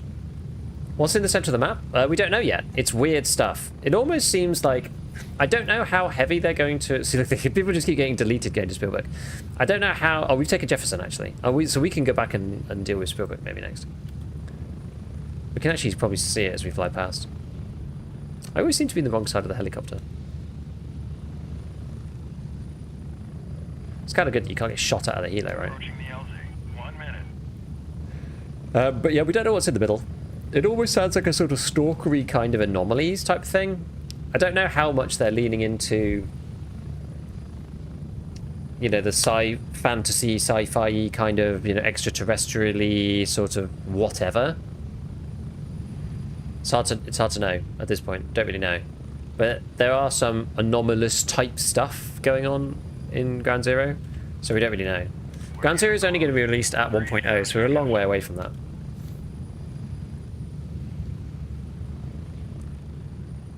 Okay, I should probably zoom out this a little bit.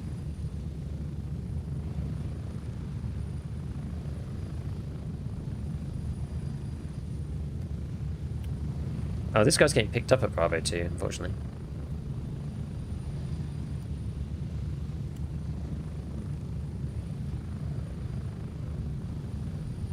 That's not good, is it? Move out! Right, let's just run towards the tree line then. All units, one of our patrols is under attack. Need assistance. Be aware, friendly units inbound. Check your targets. Oh wait, no, he was just lying down. I thought he was dead, but he's actually the guy getting picked up. I suddenly freaked out.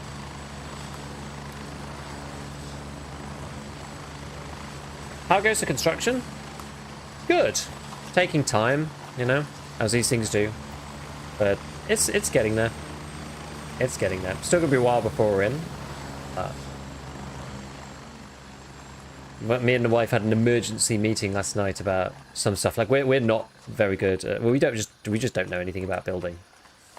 And yeah, we had an emergency meeting about like some very specific thing to do with the kitchen, which we didn't realise we needed to decide on like today, and apparently did need to be decided on today. We were like, oh god. So yeah, it's all fun and games. Oh god, am I stuck in the water? There we go. So I had quite a good... So Spielberg, I'm trying to like figure out the meta for Spielberg. I had quite a good time earlier along the river line shooting up this angle here.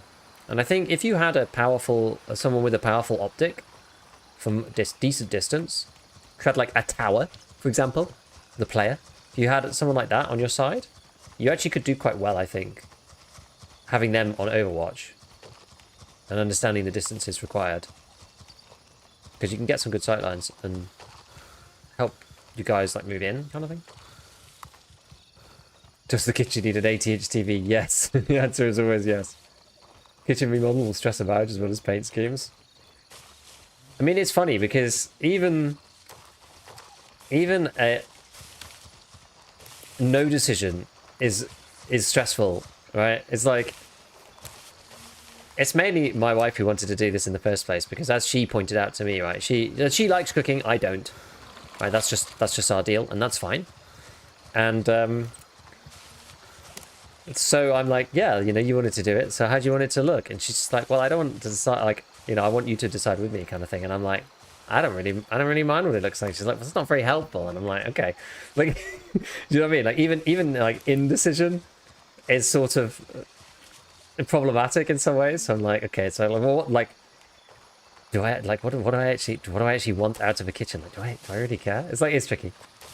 That's the thing. Say yes to everything as long as you get your beer or wine fridge. You can have everything else. I know this is the thing that she wants me to be involved in the process.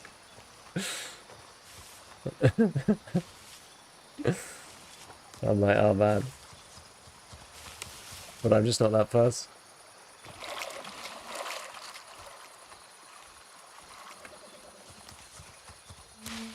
You must share in the blame, exactly. What's this here? There's our fabled cop up there.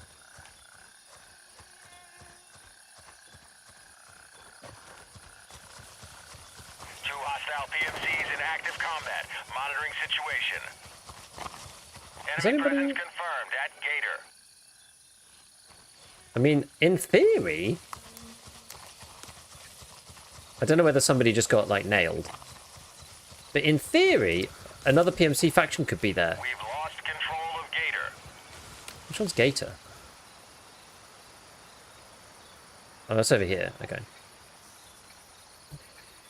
Are they organised in a sensible way?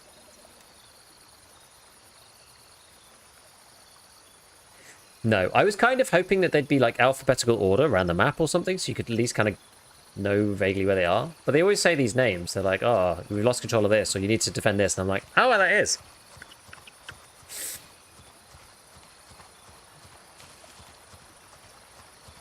You need to find out what she wants, then tell her if it was your decision.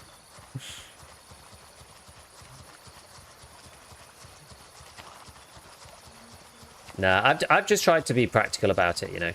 And in some ways, in some cases, it's kind of like, in some cases being, you know, about certain aesthetic choices being like, well, that's not going to work because of this, that, the other, or that's not going to give you as much space for this, that, and the other. Just like to be sort of the, not necessarily like, have like, I don't need to have like a full-on opinion per se, but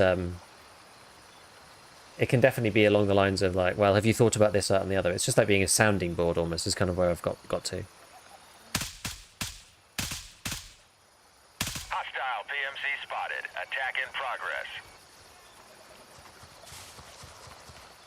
See, I'm intrigued about this, about how much you can kind of fuss with the PMC circles and people's idea of like whether they're under attack or not based on where you are when you shoot and attack the cop from there.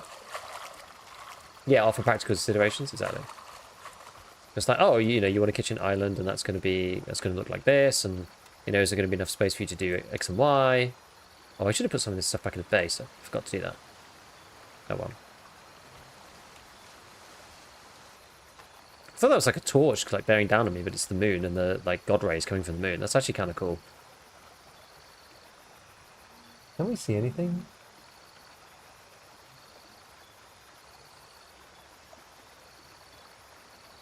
I could do with something a bit bigger than an ACOG.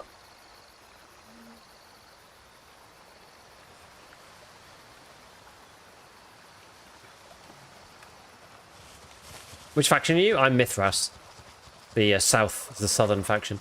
Played in the rain and stuff yet? Yeah, I've played in the rain. It's cool. The rain effects are amazing in this game, actually. They're like really, really awesome. Where was I before? Did I go further? I can't remember if I went further or not.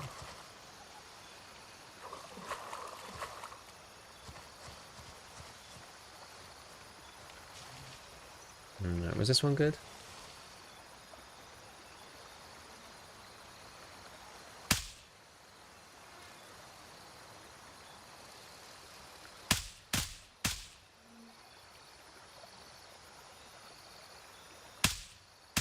Aha.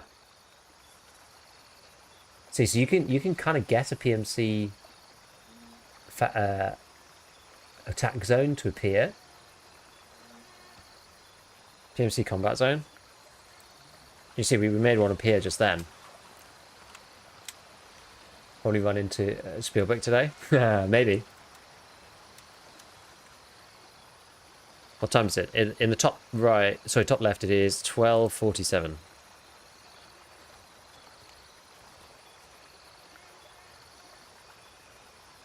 Who else is on this server? Not many people on the server. Contact made with enemy PMC. Engaging now. All call signs, we've taken control of Nomad. Which was that one? This one. It's this guy. People like Spielberg because it's quite close to the base, but... Off, gents. Home time from work. Catch you again. See you, Mike.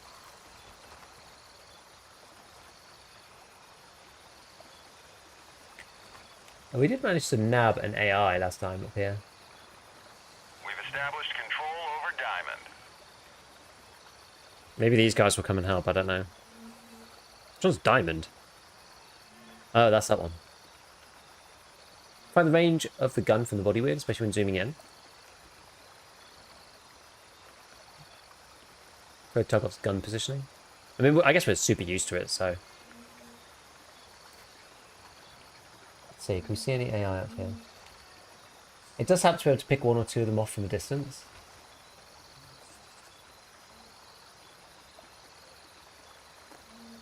When it's dark, you really notice any like dust flecks on the screen.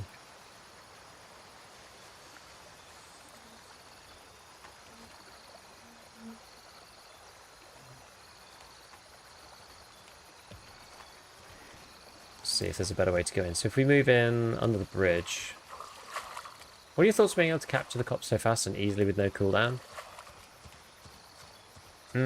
I don't think it's ideal. Let's put it that way. I certainly don't think it's ideal because you can capture and then, you know, you're going to go do your mission and then someone can just like immediately capture it back. Which is a bit...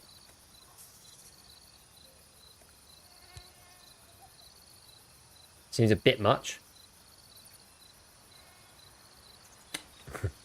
I mean, growing up in areas with mosquitoes, the buzzing insect noise is a pretty big turn off for me. It depends where you are in the jungle. They're not always there.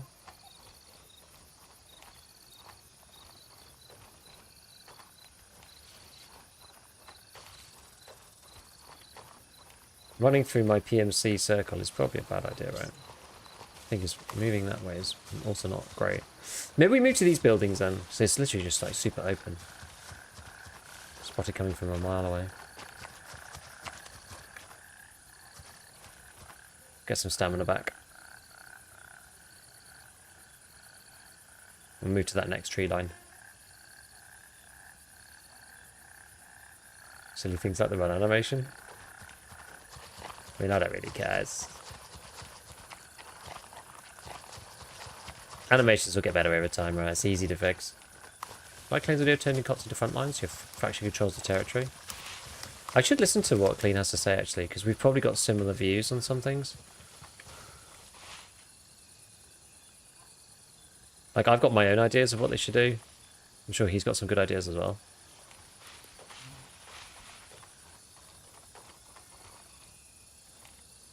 I'm almost certain to die going in here, by the way.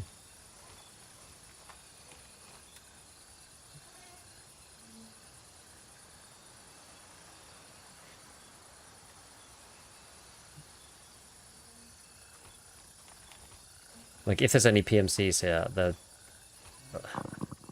Oh. One of the kind of issues with it is that you're sort of a huge disadvantage, right? Because like there's no time or anything, people just sit. Don't really know how you clear people out of a location. Mosquito repellent to halt the bug sounds for now. That's actually a good idea. Enemy presence confirmed at Nomad. When was that again? Was that over here? Oh no, it's that one.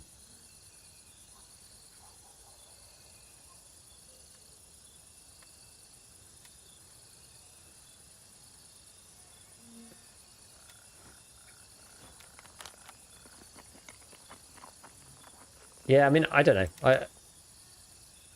I had a few ideas about what should be done, you know, about whether the cops should be like my idea was that the cops get attacked by AI and they should be upgradable in some way, and that they give you can collect, they give some kind of like influence points. You can like pay for services with the bandits using influence points from the Contact. cops. A hostile PMC is engaging our unit. Requesting QRF. That's what I would. That was my proposal. Hey, from Portugal. Is this going to be released on console? I can't imagine anytime soon. But never say never. Like, it's kind of a PC title, right? And the devs are, in the past, they have a history with mobile gaming. I don't know if they've ever released a console game. So I think they've said, you know, maybe, but it's not a priority. Which, as per EFT, probably means that it won't happen. It would be my guess. I don't know, for sure.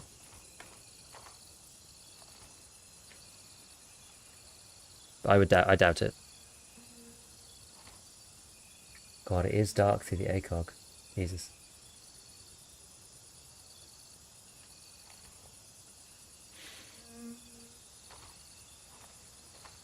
But yeah, I kind of like the idea. I don't know. I'm not sure how much the Grey Zone guys want to lean into like building.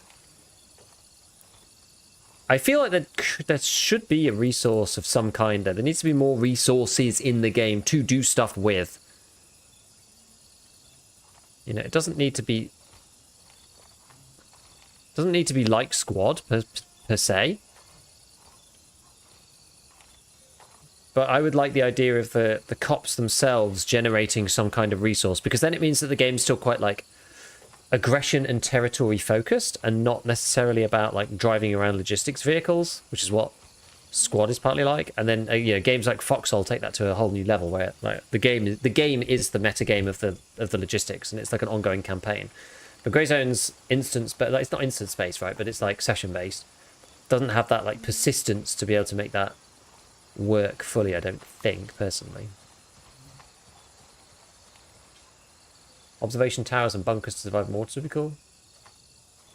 Yeah, I'm not sure. I'm just not sure what the right approach is, honestly.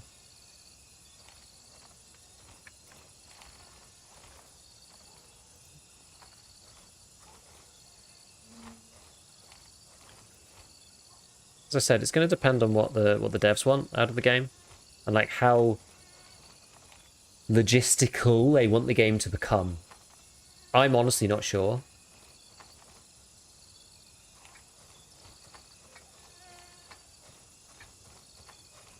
But I would like there to be some kind of more like faction-based resources, meta resources, whatever.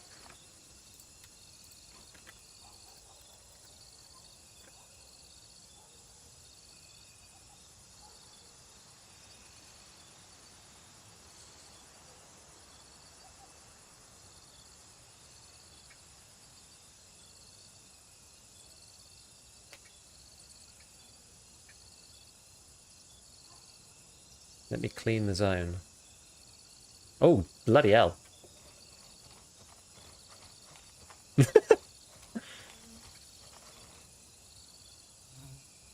Oh, you know what's funny, actually? The announcer did not tell me that the mortars were coming.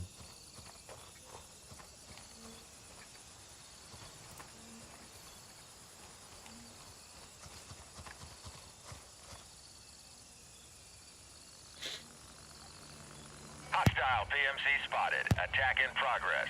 Contact made with enemy PMC. Engaging now.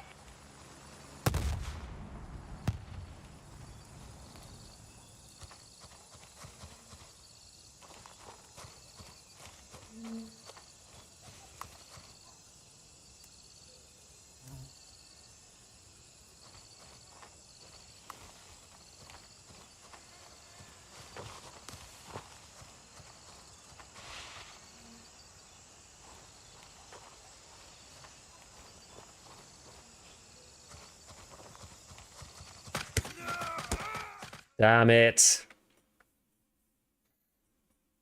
Damn it.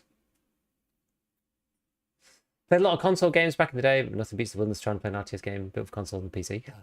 I mean, right now, what's the point of taking cops? It's a good question. It's a very, very, very good question. Right? Because the reason why you take a cop at the moment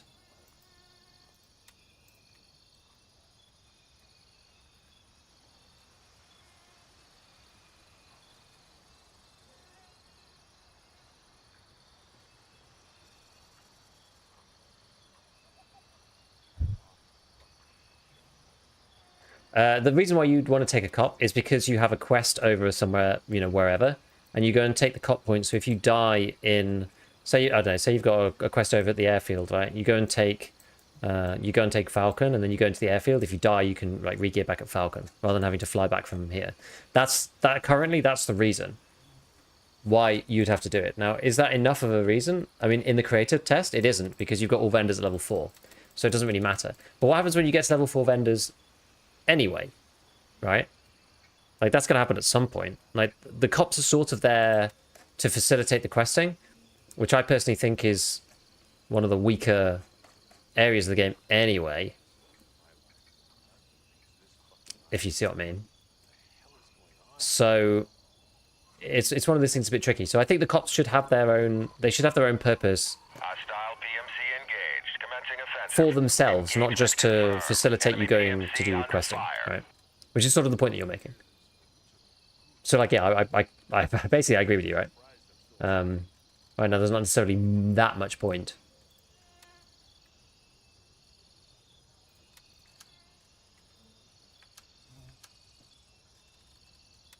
So I think that you should firstly, I have quite a few ideas, okay? I've quite a few ideas.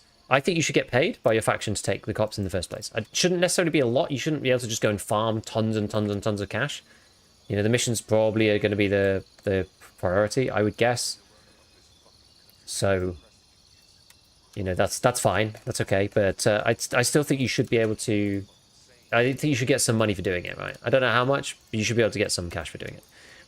Then I think that they should create dynamic missions for you to capture a particular point and pay you more for that. They could, if they want to, even enhance that further, like take it up even another notch and make it such that when a mission, like basically a mission appears, it's either 2 factions or even all 3 factions in theory, right? And what would happen is it would say, you need to go and take... So, for example, in mine, it would say, you need to go and take Bronco. But for... So, whoever's defending this, I don't actually know. It just says enemy right now. It doesn't tell you which faction it is, which I think maybe it should. But say it's owned by Crimson Shield, just for argument's sake, because it probably is, because Le Mans is a long way away.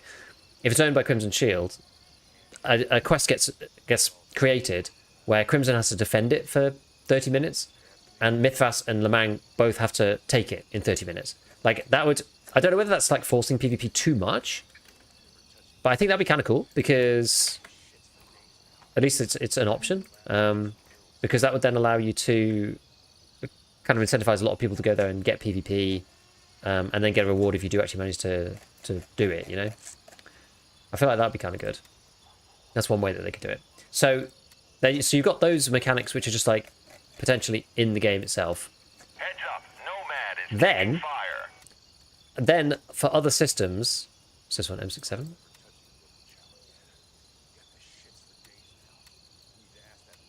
don't know why that one's cheaper, but and then I think that cops, should be upgradable, and I think that they should provide some kind of like points-based mechanic in some way. So my idea was like cop influence would be the mechanic. So every minute a cop generates like an influence point, for example, up to a max of 50.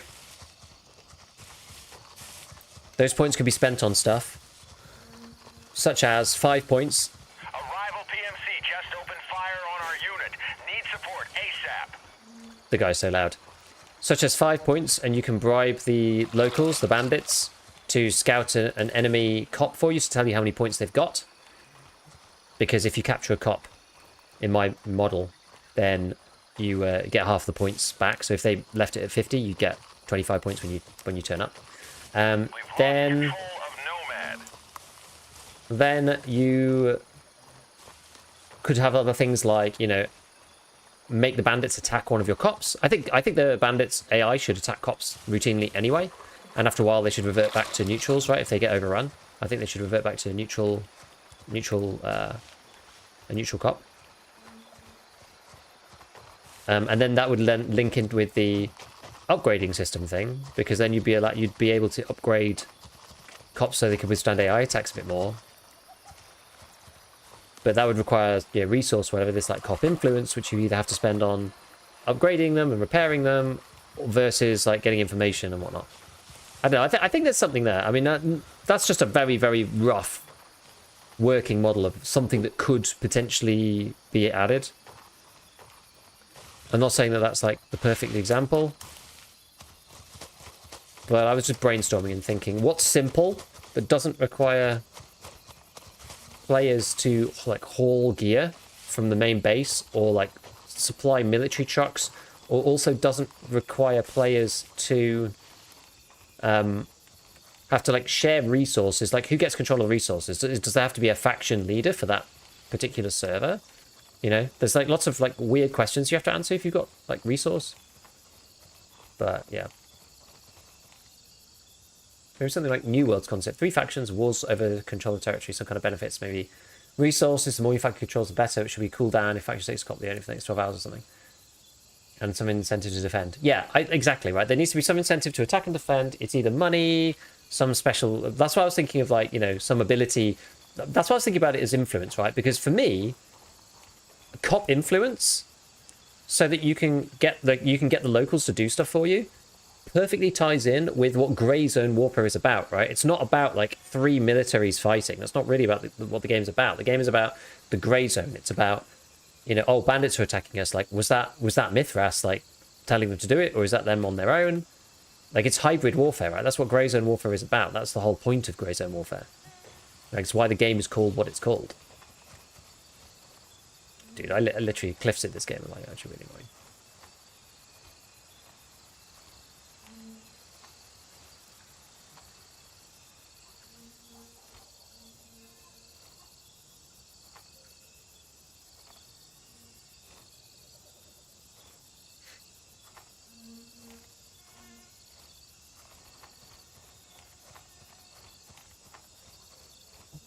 Oh no. I was gonna break my legs on.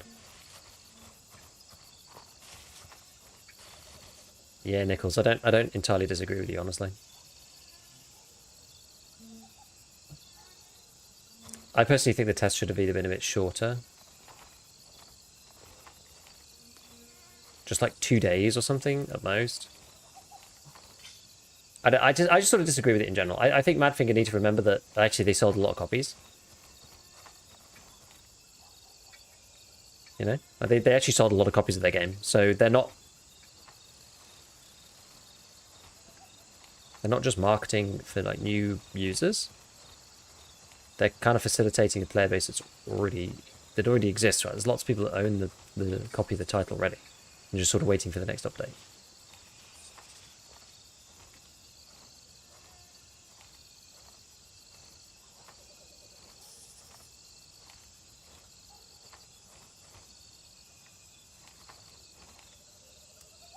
Good job on auto.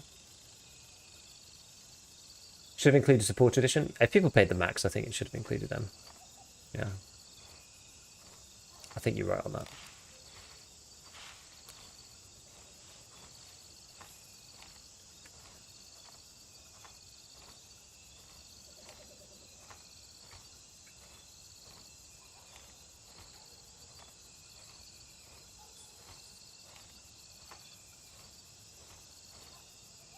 Oh yeah, of course, I can't get up that. I love cliffs in this game.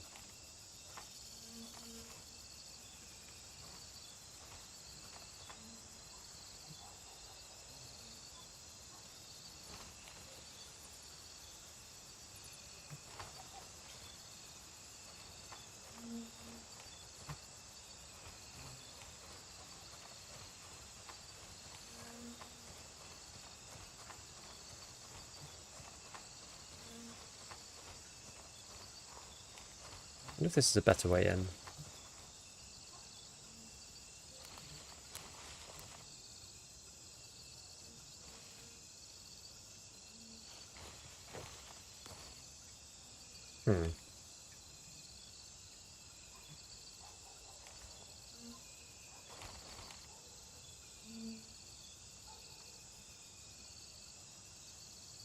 It's interesting. There's no announcement for this, but it just means like under attack. I wonder if that tells the enemy team.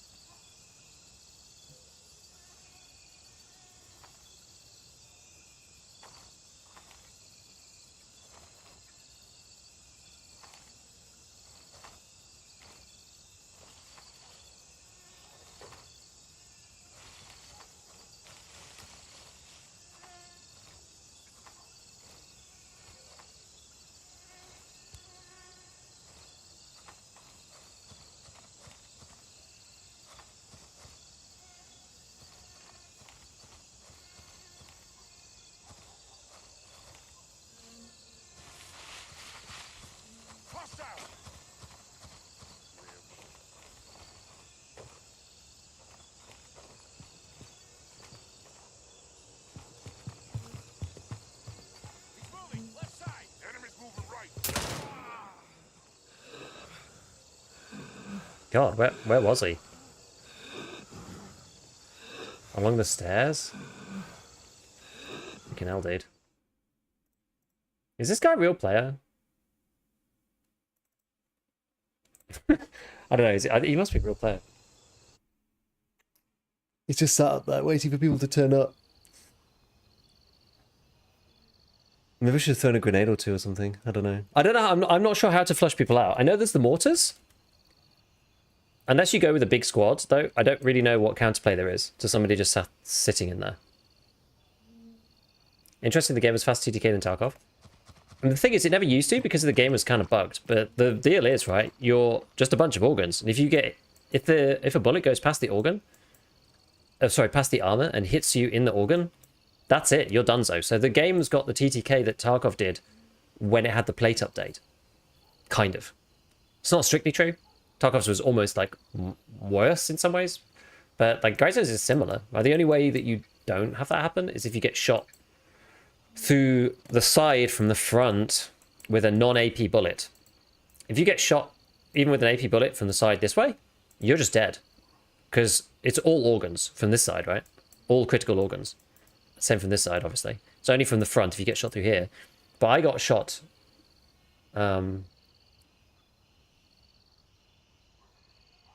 Well, I got shot through here with SP, soft point, and it killed me anyway, around the armor. Because it goes in here and then expands and hit the lung and then I died to AI. Like, in some ways, the AI in the basic town is, like, really dangerous, actually.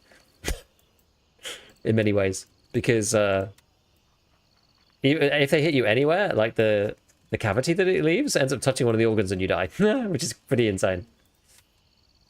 I actually kind of forgot that the armors have sometimes got front and no back.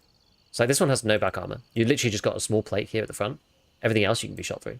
Like, the TTK is now really low. Now that they fixed the bugs with the ballistics, because there were some bugs with ballistics, which making people like tank like tons of rounds. Now that they've fixed that and they've put tumbling in for various bullets for 5.56 and whatever, like you die almost instantly. Like, it's actually insane. Oh, this one's cool. The plate 6 carry does actually have all of them. It's got front, back, and sides. Hostile PMC spotted. Attack in progress. Interesting. Interesting. Anyway, right, well, I'm out of time for today. I will probably be back on Thursday, I would think. I don't think I'm going to be back on today. Objective secured. Gator is under our control. I don't believe, anyway. Now, I'm hoping... the thing is, it depends... Yeah, the issue with Thursday is that it looks like the update is not going to come at least until 5 p.m. GMT. +1. Of British time, my time. Like midday Eastern. And usually I would stream in the afternoon. So, we're going to have to see what I'm going to do exactly. Because the creator test will also be over then. So if I was going to play Grayzone, I'd be playing 0.2, you see. So, we'll see. We'll see. Maybe I'll just play some Tarkov or something. I don't know. Or maybe I won't come online. I'm not sure what I'm going to do yet. I don't actually know. We will see. We will see. Anyway, let's go and have a look. You know what? Let's go and raid Cash and Lock, because he's actually the guy I keep running into. He is defending. He's defending Spielberg. I was fighting. So let's go and raid him because he's killed me twice. So I basically just raid the people who end up killing me. Cool stuff. Right. Well, enjoy the rest of your Tuesday, everybody. Yeah, last time it was freaking Furlex, right? Furlex literally was. I died, I think, 5 times on that stream. 1 of them was to some random dude. 4 of them were to Furlex. Like, and Furlex just had an uncanny ability to just like, we just bumped into each other on the map every single time he deleted me. It was insane. That guy's nuts though. But yeah, anyway, go say hi to Cash and Lot, and I will catch you all later. Bye bye, friends. Yo, Ben.